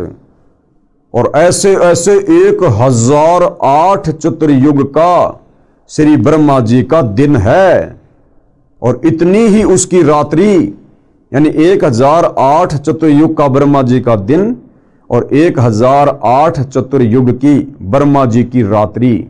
लेकिन गुरुदेव भगवान ने इसको हमें समझाने के लिए 1000 से जोड़ा है सीधा सीधा, कि मान लो 1000 चतुर्युग का दिन और 1000 चतुर्युग की रात्रि ब्रह्मा जी की, यानी ब्रह्मा जी के 24 घंटे 2000 चतुर्युग। और फिर 30 दिन का महीना, 30 दिन का महीना ब्रह्मा जी का, और 12 महीनों का एक वर्ष ब्रह्मा जी का, और ऐसे ऐसे 100 वर्ष ब्रह्मा जी की आयु है। इतना लंबा ब्रह्मा जी का समय है। उसके बाद ये ब्रह्मा जी भी ब्रह्मा जी की पदवी छोड़ते हैं, इनका शरीर नष्ट होता है, इनकी मृत्यु होती है, और फिर ये भी अपने कर्म आधार से लग 84 योनियों में जाते हैं, नरक भी भोगना पड़ता है। और जो 100 वर्ष की आयु ब्रह्मा जी की है, फिर ब्रह्मा जी से 7 गुना ज्यादा लंबी आयु श्री विष्णु जी की है, और विष्णु जी से भी 7 गुना ज्यादा लंबी आयु फिर शंकर जी की है। लेकिन उसके बाद भी भाई और बहनों इनकी जन्म और मृत्यु होती है। तो क्या कह रहे हैं गुरुदेव? गणित की रीति से एक चतुर्युग का समय 43,20,000 वर्ष हुआ। 1008 से गुणा करके देख लेना कितने पृथ्वी के वर्षों का एक दिन श्री ब्रह्मा जी का बनता है। गिनती भूल जाएंगे भाई और बहनों। इतने ही समय की रात्रि बताई है। यह एक दिन रात हुआ किसका? ब्रह्मा जी का। ऐसे 30 दिन व रात का महीना, 12 महीनों का एक वर्ष, और ऐसे ऐसे 100 वर्ष की श्री ब्रह्मा जी की आयु मानते हैं। इतनी लंबी आयु है भाई और बहनों ब्रह्मा जी की, लेकिन उसके बाद भी इनकी मृत्यु होती है। जन्म और मरण इन तीनों देवताओं का भी समाप्त नहीं है। वर्तमान में श्री ब्रह्मा जी 50 वर्ष के होकर 51वें वर्ष में प्रवेश हैं, यानी ब्रह्मा जी अपनी आदि आयु भोग चुके हैं, समाप्त कर चुके हैं। हिंदू साहिबान श्री विष्णु जी तथा श्री शिव जी का जन्म मृत्यु नहीं मानते। जब चर्चा की जाती है तो तीनों को ही अजन्मा तथा अविनाशी कहते हैं।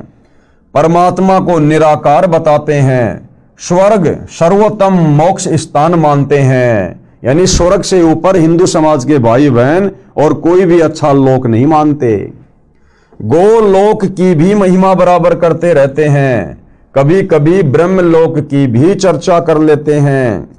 इसके साथ साथ अन्य देवियों और देवताओं की पूजा का तड़का साथ लगाते रहते हैं।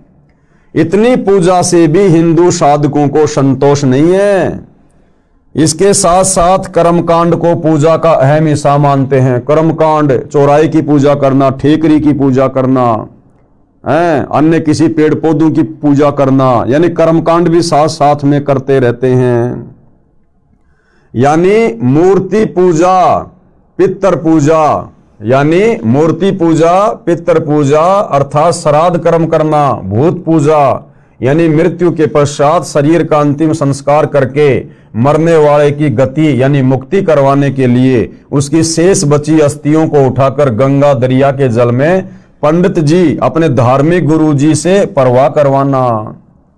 13वां या 17वां दिन मनाना, उस दिन पंडित जी को बुलाकर पूजा पाठ करवाते हैं मृतक की गति करवाने हेतु। फिर महीना पूरा होने पर वही गति करवाने की पूजा करवाते हैं।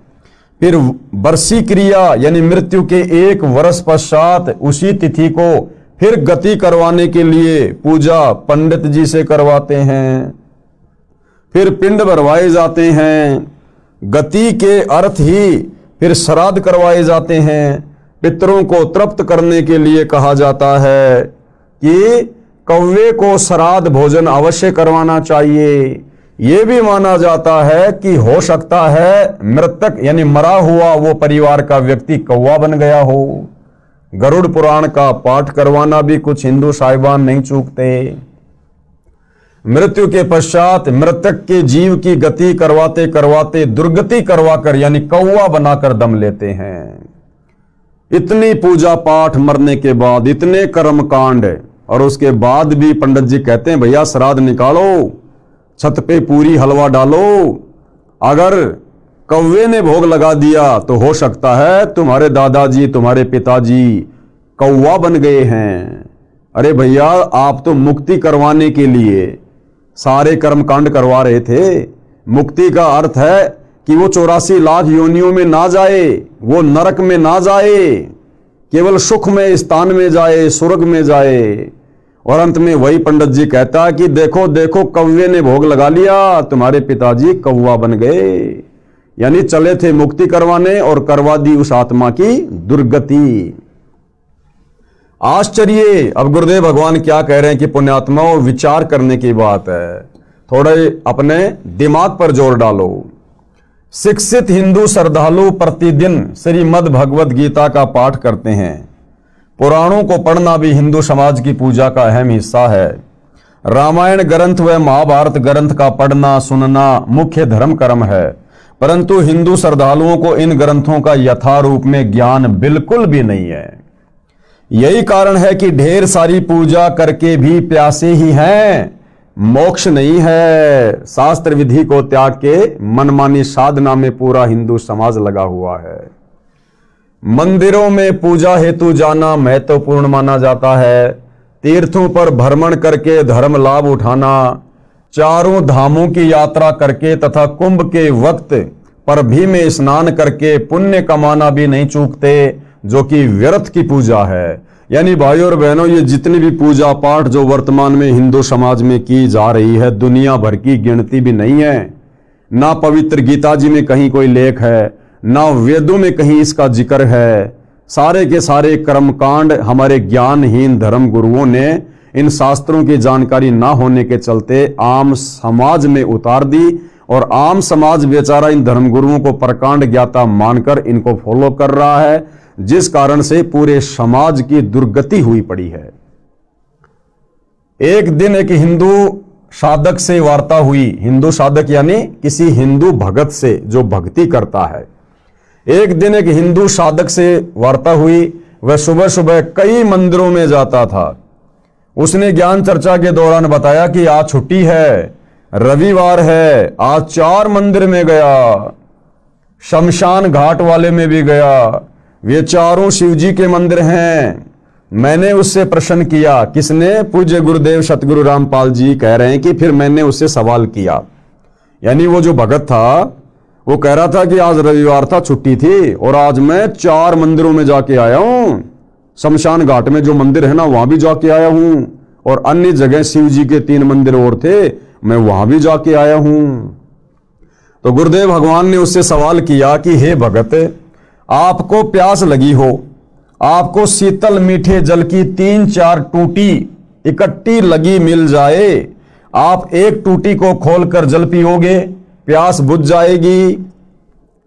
प्यास बुझाने के पश्चात क्या आप 2 फुट पर लगी दूसरी टूटी से भी जल पियोगे? तो गुरुदेव भगवान ने उससे क्या सवाल किया कि भगत जी एक बात बता, आपको भयंकर प्यास लगी है और सामने आपने देखा कि किसी टंकी के 3-4 टूटियां लगी हुई हैं, नल लगे हुए हैं। आपने सबसे पहले वाले नल को खोल के देखा, उसमें बड़ा मीठा शीतल जल है। आपने पानी पी लिया क्योंकि आपको प्यास लग रही थी, आपकी प्यास बुझ गई। क्या आप उसी टंकी में लगी हुई 3-4 जो और नल हैं, टूटियां हैं, क्या आप उनको भी खोलोगे? तो उसने कहा कि नहीं नहीं, आवश्यकता ही नहीं है। अगर मुझे पहली टूटी में पानी मिल गया, मेरी प्यास बुझ गई, तो बाकी टूटियों को मैं क्यों खोलूंगा? मैं मूर्ख हूं क्या? तो गुरुदेव भगवान ने कहा कि हे नादान प्राणी, तू कह रहा कि आज रविवार था, छुट्टी थी, मैं 4 मंदिरों में गया। अगर तेरे को पहले मंदिर में भगवान मिल जाता, तुझे शांति मिल जाती, तो फिर बाकी 3 मंदिरों में धक्के खाने की क्या आवश्यकता थी? इसका मतलब उन मंदिरों में तुझे शांति नहीं मिली, तुझे भगवान नहीं मिला।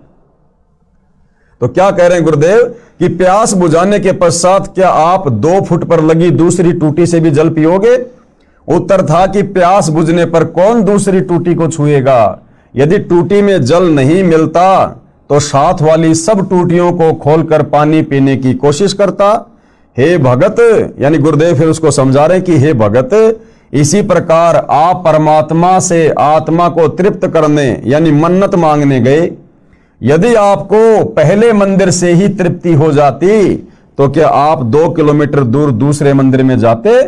इससे सिद्ध है कि उन मंदिरों में परमात्मा नहीं है, उनमें भगवान की मूर्ति है। सेब की मूर्ति से पेट नहीं भरता, सेब से भरता है। यानी उन मंदिरों में जिन जिन भगवानों की मूर्तियां हैं, उनको देखने से, पूजने से आत्मा की तृप्ति नहीं होगी। उन मंदिरों में जो भगवान है, यथार्थ में उनकी सत भक्ति करने से, सच्चे गुरु से उपदेश लेकर उनके सत भक्ति बीज मंत्र, मूल मंत्र जाप करने से वो देवता जहां तक का लाभ दे सकते हैं, वो लाभ हमें प्राप्त हो सकता है। मात्र उनकी मूर्तियां बनाकर पूजने से, मंदिरों में सजाकर उनकी पूजा करने से, या तीर्थों पर जा जाकर उनकी मूर्तियां पूजने से हमारी आत्मा की तृप्ति नहीं हो सकती है। इससे सिद्ध है कि उन मंदिरों में परमात्मा नहीं है, उनमें भगवान की मूर्ति है। सेब की मूर्ति से पेट नहीं भरता, सेब से भरता है। इसी प्रकार परमात्मा की मूर्ति से परमात्मा का लाभ नहीं मिलता। केवल हमें ज्ञान होगा कि ये मूर्ति किस महापुरुष की है, उस महापुरुष ने अपने जीवन में कौन कौन से अच्छे कार्य किए, कौन कौन से बुरे कार्य किए। हम केवल उस महापुरुष की, उस भगवान की मूर्ति को देखकर हम उसके जीवन से शिक्षा ले सकते हैं, फायदा नहीं ले सकते। फायदा लेने के लिए तो हमने जिस प्रकार उस महापुरुष ने जैसी भक्ति करी, जैसी साधना की, जो यत्न किया, प्रयत्न किया, हमने भी वैसा ही करना पड़ेगा। उसके बाद हमें उस महापुरुष के जैसा फायदा मिलेगा। पवित्र हिंदू समाज में 4 वेद कौन से? ऋग्वेद, यजुर्वेद, सामवेद तथा अथर्ववेद। इनका नाम पूरे सम्मान के साथ लिया जाता है। माना जाता है कि वेदों में परमेश्वर की पूजा व साधना का सर्वोत्तम ज्ञान है। ये बात तो सभी मानते हैं कि भाई वेदों में परमात्मा का ज्ञान है, भक्ति का ज्ञान है। आश्चर्य की बात है कि 80% हिंदू समाज वेदों के विपरीत भक्ति कर्म करते हैं, लेकिन 80% हिंदू समाज के श्रद्धालु साधक उन्हीं वेदों के विपरीत कर्मकांड कर रहे हैं, मूर्ति पूजा कर रहे हैं, मंदिर पूजा कर रहे हैं, तथा 80% हिंदुओं ने वेदों की शकल भी नहीं देखी। बिल्कुल सत्य है भाई और बहनों। आज 21वीं सदी में पैदा होने के बावजूद आप और हम भगत भाई बहन भी अपने जीवन काल में इन वेदों की शकल नहीं देख पाते। यदि सतगुरु रामपाल जी हमें अपनी शरण में लेकर इन सदग्रंथों से परिचित नहीं करवाते तो हम भी अपने पूर्वजों की तरह इसी प्रकार भेड़ चाल में चलते रहते। जैसा हमारे धर्मगुरु हमें बताते रहते, हम उन्हीं को सत्य मानकर आगे बढ़ते रहते और अंत में हमारी मुक्ति नहीं बल्कि दुर्गति का रास्ता खुला हुआ होता।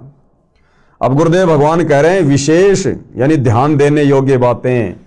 विशेष हिंदू समाज श्रीमद् भगवद गीता को चारों वेदों का सार तथा संक्षिप्त रूप मानते हैं, क्योंकि 4 वेद भाई और बहनों बहुत ही मोटे ग्रंथ हैं, आम आदमी उनको नहीं पढ़ सकता। इसलिए महर्षि वेद व्यास जी ने चारों वेदों का संक्षिप्त ज्ञान गीता में लिख कर छोड़ दिया, लिपिबद्ध कर दिया। तो ये बात तो समस्त हिंदू समाज के लोग मानते हैं, गुरुजन भी मानते हैं कि श्रीमद् भगवद गीता में चारों वेदों वाला ज्ञान संक्षिप्त रूप में है, यानी शॉर्ट में है। हिंदू समाज श्रीमद् भगवद गीता को चारों वेदों का सार तथा संक्षिप्त रूप मानते हैं। गीता में वेद ज्ञान निष्कर्ष रूप में संक्षेप में कहा है, यह भी निर्विरोध राय है, यानी इस बात को सब मानते हैं। किसी बाबा की मृत्यु के पश्चात उसके शरीर को धरती में गाड़कर उसके ऊपर यादगार रूप में मंडी यानी छोटा मंदिर बनाकर फिर उसकी धोख खाना यानी पूजा करना, मत्था टेकना शुरू कर देते हैं। अपने जनों की मृत्यु के पश्चात उनके लिए घर या खेत में पितृ स्थान बनाते हैं। 4-5 ईंटों को रखकर एक झोपड़ी रूप बनाकर उस पर ज्योति जलाना भी पूजा का हिस्सा माना जाता है। यह है मुख्य पूजा पवित्र हिंदू समाज की, यानी वर्तमान में यह पूजा रह गई हिंदू समाज की। जो अपने आप को कहते हैं हम सनातनी हैं, हम वैदिक हैं, हम वेदों के रास्ते पर चल रहे हैं, हमारे से सर्वश्रेष्ठ भक्ति किसी की नहीं है, ना ईसाइयों की, ना मुसलमानों की, ना सिखों की। तो गुरुदेव भगवान यहां हमें निष्कर्ष दे रहे हैं कि नालायकों, तुमने तो केवल वेदों की शकल देखी है, बाकी सारी साधना वेदों के और गीता जी के विरुद्ध कर रहे हो। यह है मुख्य पूजा पवित्र हिंदू समाज की। अब आगे किसी ने सवाल किया भाई और बहनों, जिसका जवाब पूज्य गुरुदेव भगवान देंगे। प्रश्न नंबर 1, हिंदू धर्म के पवित्र शास्त्रों की स्थिति क्या है? उत्तर दे रहे हैं गुरुदेव भगवान, चारों वेद परमात्मा दत्त हैं, प्रभु दत्त हैं, यानी परमात्मा के द्वारा दिया गया ज्ञान चारों वेदों में है, तथा श्रीमद् भगवद गीता चारों वेदों का संक्षिप्त रूप यानी सारांश है। इसलिए गीता भी प्रभु द्वारा दिया गया ज्ञान है, यानी जो ज्ञान वेदों वाला काल ब्रह्म ने दिया वही ज्ञान गीता वाला काल ब्रह्म के द्वारा ही दिया गया है, क्योंकि गीता जी चारों वेदों का शॉर्ट रूप है, संक्षिप्त रूप है। प्रश्न 2, किस प्रभु के द्वारा चारों वेद प्रदान किए गए?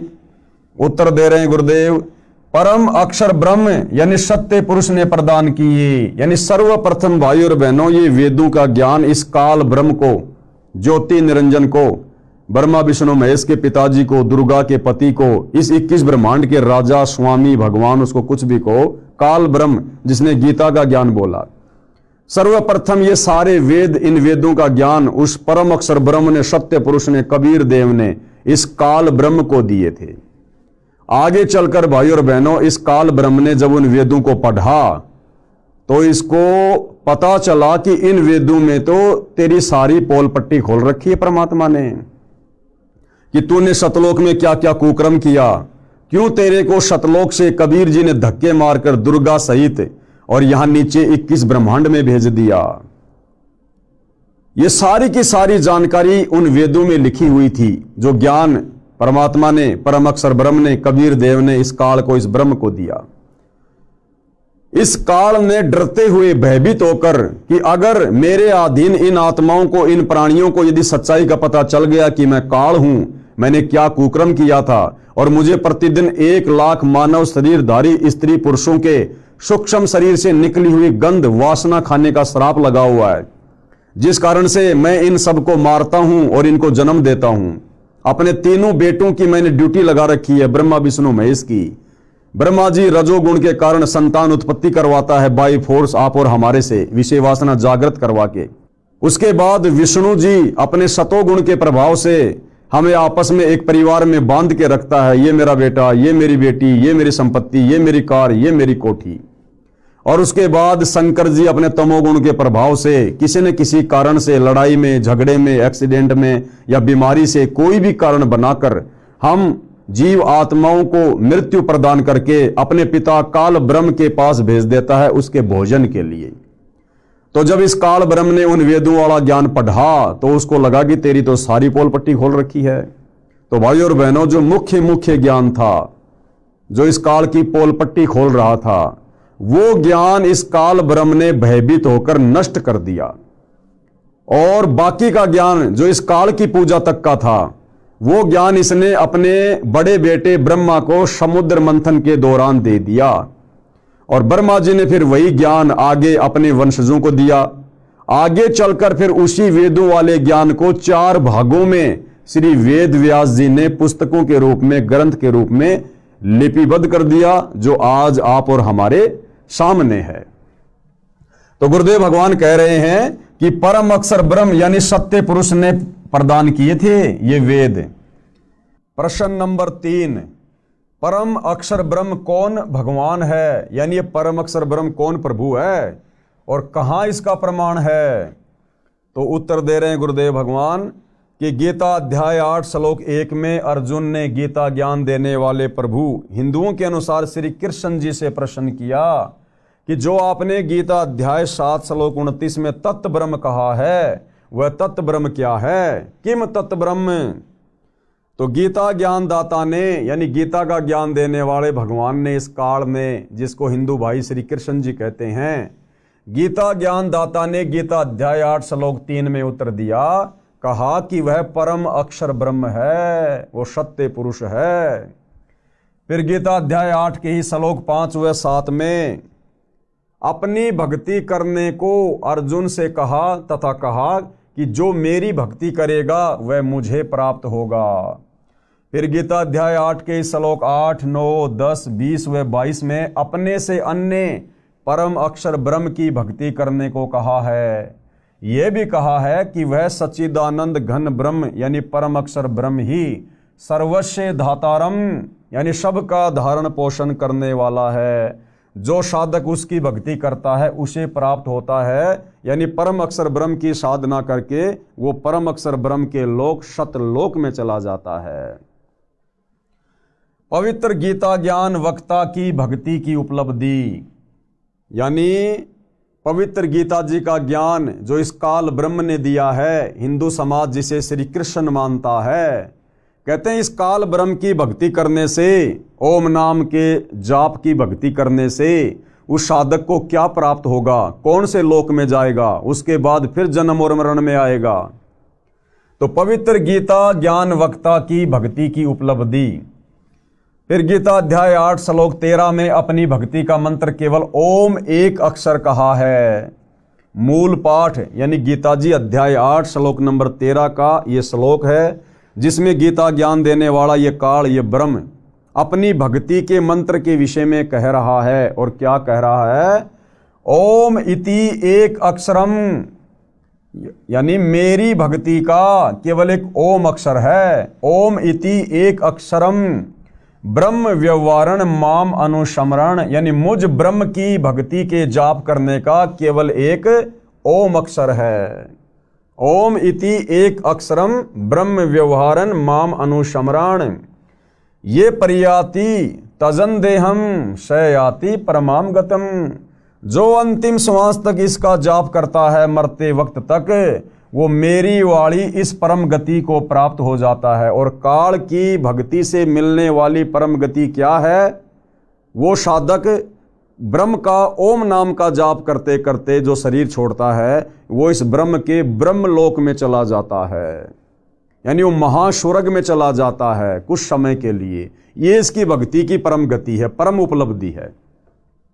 अब गुरुदेव भगवान हमें विशेष तौर पर समझा रहे हैं, अर्थात माम ब्रह्म यानी मुझ ब्रह्म यानी गीता ज्ञानदाता का ओम इति एकाक्षरम, केवल एक अक्षर ओम है, यानी काल की भक्ति का मंत्र केवल ओम है।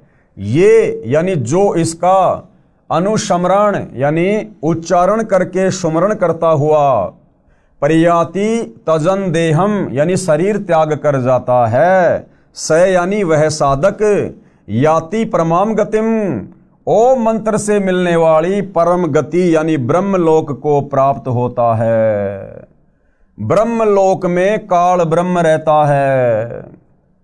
ये काल कहाँ रहता है? ब्रह्मलोक में, सबसे ऊपर, जहां बैठकर 21 ब्रह्मांड में सभी के ऊपर कंट्रोल करता है। प्रश्न नंबर 4, यह कहां प्रमाण है कि ओम नाम का जाप करने वाले ब्रह्मलोक में जाते हैं और ब्रह्म भी ब्रह्मलोक में रहता है? यानी फिर सवाल किया गया गुरुदेव भगवान से कि इसका कहां प्रमाण है कि ओम नाम की साधना करने वाले ब्रह्मलोक में जाएंगे और ये काल उसी ब्रह्मलोक में रहता है। तो गुरुदेव भगवान यहां इसका उत्तर दे रहे हैं। उत्तर श्री देवी महापुराण के 7वें स्कंद के अध्याय 36 में। भाई और बहनों, आप भाई बहनों की आंखें खोलने के लिए, विशेषकर हिंदू समाज से जुड़े हुए भाई बहन जो ज्ञानहीन धर्म गुरुओं के अनुयायी बने हुए हैं, शिष्य बने हुए हैं, जो शास्त्र विरुद्ध साधना को सत्य साधना मानकर अपना जीवन बर्बाद करने की दिशा में आगे बढ़ रहे हैं, उन समस्त हिंदू धर्म के श्रद्धालुओं से प्रार्थना है, सतगुरु रामपाल जी यानी ये तत्वदर्शी संत केवल अपने मुख से बाकी धर्म गुरुओं की तरह उआबाई नहीं बकते। कौन सी बात का कहाँ प्रमाण है? और हमारे धर्मशास्त्रों में, जिनको हम हिंदू धर्म के मानने वाले बिल्कुल सत्य मानते हैं, उन्हीं शास्त्रों का हवाला गुरुदेव भगवान दे रहे हैं। कौन सी पुस्तक है, किस अध्याय में है, कौन सा श्लोक है, और अगर ज्यों का त्यों लिखा हुआ मिल जाए तो भाई और बहनों, उन नकली धर्मगुरुओं को और उनके शास्त्र विरुद्ध अध्यात्म ज्ञान को छोड़ने में हमने तनिक भी देरी नहीं करनी चाहिए। अन्यथा यदि ये समय निकल गया, ये वर्तमान समय भक्ति युग का समय है, अगर ये समय हमारे हाथ से निकल गया, यदि हमने सतगुरु रामपाल जी को ना पहचान कर इनके द्वारा प्रदान की जा रही शास्त्र अनुकूल सत भक्ति को ग्रहण नहीं किया, तो भाई और बहनों, जिस प्रकार से हमारे पूर्वज आज भूत बने हुए हैं, पितर बने हुए हैं, उनकी दुर्गति हो रही है, नरक में कष्ट भोग रहे हैं, जन्म और मरण के चक्कर में फंसे हुए हैं, आप और हमारी भी वही दुर्गति होगी, वही दुर्गति। इसलिए ध्यान से पढ़िए। तो उत्तर दे रहे हैं गुरुदेव कि श्री देवी महापुराण के 7वें स्कंद के अध्याय 36 में श्री देवी जी ने राजा हिमालय से कहा कि हे राजन, हिमालय पहाड़ नहीं, हिमालय एक राजा का नाम है, वो देवी का भगत था, दुर्गा जी का भगत था।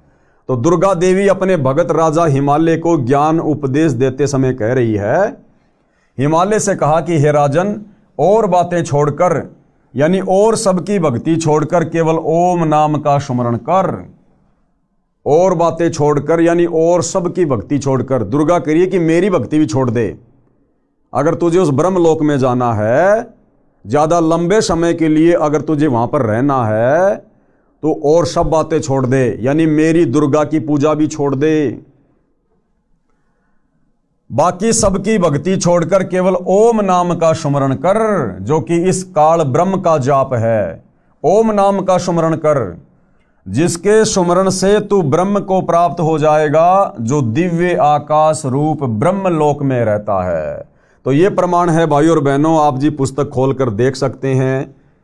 श्री देवी महापुराण गीता प्रेस गोरखपुर से प्रकाशित आप जी ये जो अध्याय दिया गया है कि उसके 7वें स्कंद के 36वें अध्याय में श्री देवी जी ने राजा हिमालय से कहा कि हे राजन, और बातें छोड़कर यानी और सबकी भक्ति छोड़कर केवल ओम नाम का स्मरण कर, जिसके स्मरण से तू ब्रह्म को प्राप्त होगा। तो ब्रह्म को प्राप्त होगा ये प्रमाण हो गया। और वो ब्रह्म कहाँ रहता है? वो दिव्य आकाश रूप ब्रह्म लोक में रहता है, ये प्रमाण हो गया। ध्यान रहे, गीता अध्याय 8 श्लोक 16 में कहा है कि ब्रह्म लोक में गए साधक यानी भगत भी पुनरावर्ती यानी आवागमन यानी जन्म मरण के चक्कर में है। आपको ये ना समझे कि भाई 21 ब्रह्मांड के स्वामी गीता ज्ञानदाता काल ब्रह्म का ओम नाम का जाप करके हम तो उसके ब्रह्म लोक में चले जाएंगे तो हमारी मुक्ति हो गई। फिर यही ब्रह्म आगे चलकर गीता अध्याय 8 श्लोक नंबर 16 में कह रहा है कि ब्रह्म लोक पर्यंत सर्वलोक पुनरावर्ती में है, यानी आवागमन में है, जन्म और मरण में है, पूर्ण मुक्ति नहीं है इस ब्रह्म की साधना करने से।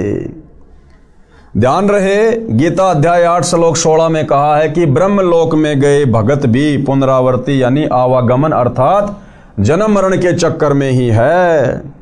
फिर आगे सवाल किया गया है, क्वेश्चन नंबर 5, हिंदू पक्ष गीता अध्याय 8 श्लोक 16 में यह भी कहा है कि हे अर्जुन, ब्रह्मलोक पर्यंत सब लोग पुनरावर्ती में है, परंतु कुंती पुत्र यानी अर्जुन मुझको प्राप्त होकर पुनर्जन्म नहीं होता। अब भाइयों और बहनों, यहां पर ये जो गीता के अनुवादक हैं, इन्होंने अपनी अटबट करनी शुरू कर दी। इन्होंने गीता के इस अध्याय के इस श्लोक का गलत अर्थ निकाल दिया कि हे अर्जुन, मुझको प्राप्त होकर फिर भगत फिर प्राणी पुनर्जन्म को प्राप्त नहीं होता। लेकिन इसका अर्थ ये नहीं है। इसका यथार्थ अर्थ आपको सतगुरु रामपाल जी के कर कमल से लिखा हुआ बताएंगे। अन्यथा भाइयों और बहनों, ये गीता ज्ञान देने वाला ब्रह्म पहले कह चुका है कि हे अर्जुन, तेरे और मेरे बहुत जन्म हो चुके हैं, तू नहीं जानता, मैं जानता हूं।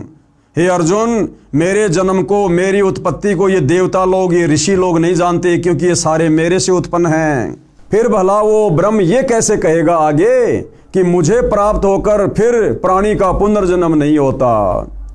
तो भाइयों और बहनों, ये सारी की सारी अटपट गीता का अनुवाद करने वाले अनुवादकों की है। ये इनका मनमुखी अनुवाद है, क्योंकि इनको तत्व ज्ञान नहीं था। इनकी बुद्धि श्री कृष्ण से ऊपर नहीं जा रही थी। इन्होंने श्री कृष्ण जी को अर्थात श्री विष्णु जी को ही सुप्रीम गॉड मान रखा था, जिस कारण से ये लोग यथावत गीता जी का अनुवाद नहीं कर पाए। इसको हम फिर से पढ़ेंगे भाइयों और बहनों। प्रश्न 5, हिंदू पक्ष गीता अध्याय 8 श्लोक 16 में यह भी कहा है कि हे अर्जुन, ब्रह्मलोक पर्यंत सब लोग पुनरावर्ती में है, यानी जन्म मरण में है, आवागमन में है, परंतु कुंती पुत्र मुझको प्राप्त होकर पुनर्जन्म नहीं होता। इससे स्पष्ट है कि गीता ज्ञान देने वाले को प्राप्त होकर पुनर्जन्म नहीं होता। उत्तर अब गुरुदेव बता रहे हैं सच्चाई क्या है। इस श्लोक का अनुवाद गलत किया है। गुरुदेव कह रहे हैं कि हमारे धर्म गुरुओं ने इसका गलत अनुवाद किया है। विचार करो, गीता के ज्ञान देने वाले ने गीता अध्याय 8 श्लोक 13 में अपनी भक्ति का केवल एक ओम अक्षर बताया है। श्री देवी महापुराण के 7वें स्कंद में स्पष्ट है कि ओम नाम का जाप करने वाला ब्रह्मलोक में जाता है, ब्रह्म को प्राप्त होता है, ब्रह्मलोक में रहता है। गीता अध्याय 8 श्लोक 16 में स्पष्ट है कि ब्रह्मलोक में गए भगत यानी साधक भी पुनरावर्ती यानी जन्म मरण के चक्कर में है, वहां जाकर भी पुनः जन्म लेना होता है, पृथ्वी पर आना पड़ता है। ब्रह्म तो ब्रह्मलोक में रहता है। श्री देवी पुराण में प्रमाण है, ब्रह्म को प्राप्त करने वाला ही तो ब्रह्मलोक में जाएगा, तभी तो ब्रह्म को प्राप्त होगा। गीता अध्याय 8 श्लोक 16 में यही कहा है कि ब्रह्मलोक में जाने वाले भी जन्म मृत्यु के चक्कर में है। यदि गीता अध्याय 8 श्लोक 13 के मूल पाठ को ध्यान से देखें तो उसमें कहा है माम ब्रह्म यानी मुझ ब्रह्म का केवल एक ओम अक्षर है। मेरे से अन्य अनुवादकों ने, कौन कह रहे हैं? सतगुरु रामपाल जी, कि मेरे से अन्य अनुवादकों ने गीता अध्याय 8 श्लोक 16 का अनुवाद ठीक नहीं किया है। दास यानी लेखक सतगुरु रामपाल जी ने ठीक किया है, जो आगे किया हुआ है, यानी आगे हम देखेंगे। यदि अन्य अनुवादकों का सरलार्थ गीता अध्याय 8 श्लोक 16 का ठीक माने कि मुझे प्राप्त होकर पुनर्जन्म नहीं होता, यानी बाकी जितने भी गीता जी के अनुवादक हैं जो गीता अध्याय 8 श्लोक नंबर 16 का गलत अनुवाद कर रहे हैं कि हे अर्जुन, मेरे ब्रह्मलोक में जाने के बाद फिर जन्म और मृत्यु नहीं होती, तो गुरुदेव भगवान कह रहे हैं यदि हम इन अनुवादकों के इस अनुवाद को यदि हम सत्य माने तो फिर गीता जी के बाकी अध्याय फिर उनका क्या होगा? फिर वो झूठे साबित हो जाएंगे। क्यों? क्योंकि ये गीता ज्ञान देने वाला काल ब्रह्म पहले कह चुका है। क्या? जब गीता ज्ञान दाता ने गीता अध्याय 2 श्लोक 12, गीता अध्याय 4 श्लोक 5, गीता अध्याय 10 श्लोक 2 में तो अपने को जन्मने व मरने वाला कहा है, यानी इन श्लोकों में तो पहले ही गीता ज्ञान देने वाले काल ब्रह्म ने अपने विषय में बता दिया कि मेरा भी जन्म और मृत्यु होती है, अर्जुन तेरी भी होती है, सबकी होती है।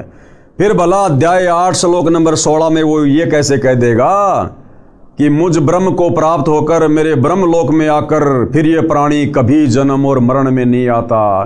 तो भाइयों और बहनों, ये अनुवादकों ने उनको तत्व ज्ञान ना होने के कारण, इन धर्म ग्रंथों की वास्तविक स्थिति का ज्ञान ना होने के कारण इन लोगों ने इस ब्रह्म को ही फाइनल गॉड मान लिया, फाइनल परमात्मा मान लिया, और इनकी बुद्धि इससे आगे नहीं गई और इन्होंने यही अपनी तरफ से अनुवाद कर दिया कि मुझ ब्रह्म को प्राप्त होकर फिर प्राणी जन्म और मरण में नहीं आता, जबकि गीता जी में खुद ये गीता ज्ञान देने वाला ब्रह्म गीता अध्याय 2 श्लोक 12, गीता अध्याय 4 श्लोक 5 और गीता अध्याय 10 श्लोक 2 में स्पष्ट कर रहा है कि मेरे जन्म और मृत्यु होती है। अर्जुन तू नहीं जानता, मैं जानता हूं।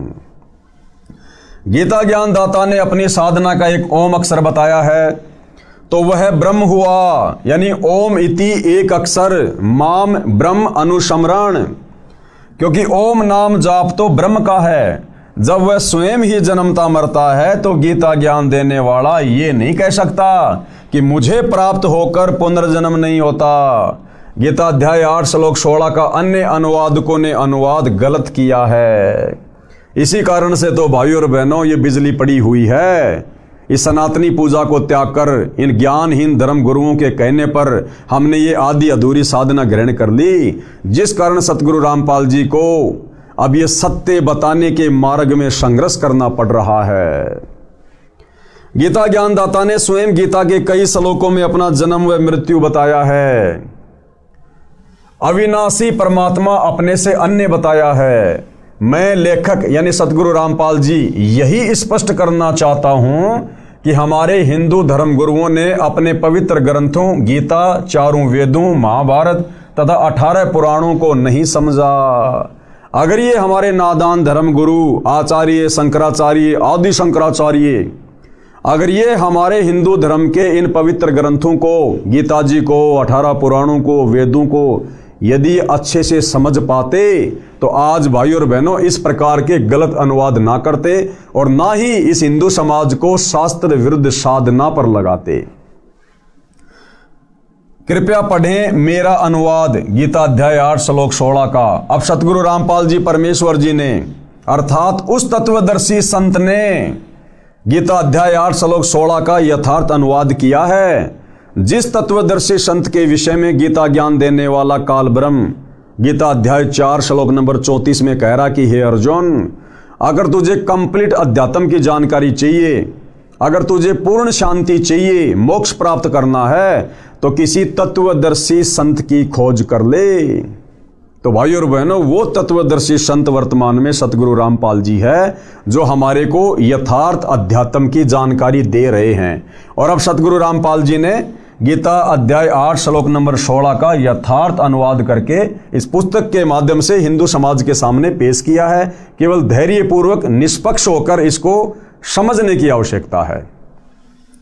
गीता अध्याय 8 श्लोक 16 का यथार्थ अनुवाद। हे अर्जुन, ब्रह्मलोक पर्यंत सब लोक पुनरावर्तीन यानी पुनरावर्ती में है, आवागमन में है, जन्म मरण में है, यानी जहां जाकर भी पीछे संसार में आना पड़े। पुनरावर्ती का मतलब है जहां जाने के बाद वापस संसार में आना पड़े।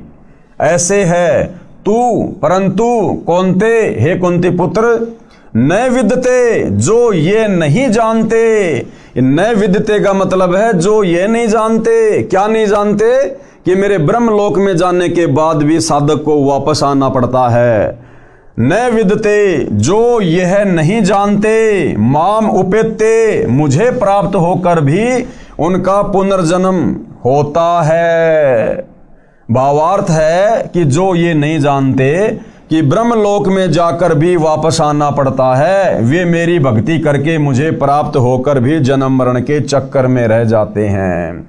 ये है भाई और बहनों गीता अध्याय 8 श्लोक नंबर 16 का यथार्थ अनुवाद, जिसके अभाव में नादान हिंदू समाज ने इस काल ब्रह्म को ही सर्वश्रेष्ठ परमात्मा मान लिया और ये सोचकर कि ओम नाम के जाप से हमारी मुक्ति हो जाएगी, जन्म मरण से छुटकारा मिल जाएगा। लेकिन भाई और बहनों, जन्म मरण से छुटकारा इस काल से ऊपर जो सर्वश्रेष्ठ परमात्मा है, उत्तम पुरुषतु अन्य परमात्मा इति उधारते, उस परम अक्षर ब्रह्म की भक्ति करनी पड़ेगी। तत्वदर्शी संत से उपदेश लेकर तो आज मौका है। वह तत्वदर्शी संत जो उस समय अर्जुन को प्राप्त नहीं हुआ, आज वही तत्वदर्शी संत सौभाग्य से सतगुरु रामपाल जी के रूप में आप और हमें प्राप्त है। ध्यान रहे, गीता अध्याय 6 श्लोक 23 में विधात शब्द का अर्थ इन्हीं अनुवादकों ने जानना किया है। यदि इस श्लोक 16 में विदते का अर्थ जानना कर दिया जाए तो सीधा अर्थ हो जाता है न विदते, यानी जो ये नहीं जानते कि ओम नाम का जाप करके ब्रह्मलोक में गया हुआ साधक भी पुनरावर्ती में है। जैसे विद्या का अर्थ ज्ञान होता है, जब गीता ज्ञान देने वाला स्वयं कहता है कि मेरी जन्म मृत्यु होती है, तो इस अध्याय 8 श्लोक 16 में ये नहीं कह सकता कि मुझे प्राप्त होकर पुनर्जन्म नहीं होता। इससे स्पष्ट होता है कि हिंदू साहिबान नहीं समझे गीता वेद पुराण। इससे स्पष्ट हो जाता है कि हिंदू साहिबान यानी हिंदू धर्म के मानने वाले अपने ही धर्म की पवित्र पुस्तकों गीता वेद और पुराणों को नहीं समझ पाए। तो भाई और बहनों, थोड़ा धैर्य के साथ में आगे बढ़िए, अपने दिल को थाम कर, क्योंकि आप और हमारे हृदय में ये शास्त्र विरुद्ध अज्ञान हमारे ज्ञानहीन नादान धर्म गुरुओं ने तत्व ज्ञान के अभाव में बेहिसाब ठोक रखा है। और इस ज्ञान को, जो ज्ञान सतगुरु रामपाल जी वर्तमान में दे रहे हैं, इस ज्ञान को इस हृदय में समाने के लिए पहले हमने उस अज्ञान को बाहर निकालना पड़ेगा।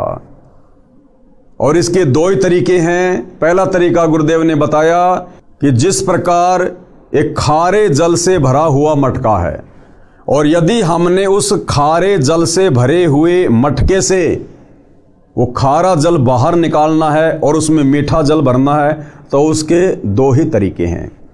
सबसे पहला तरीका तो ये है कि उस मटके को पूरी तरह से खाली कर दिया जाए और उसके बाद मीठा जल भरा जाए।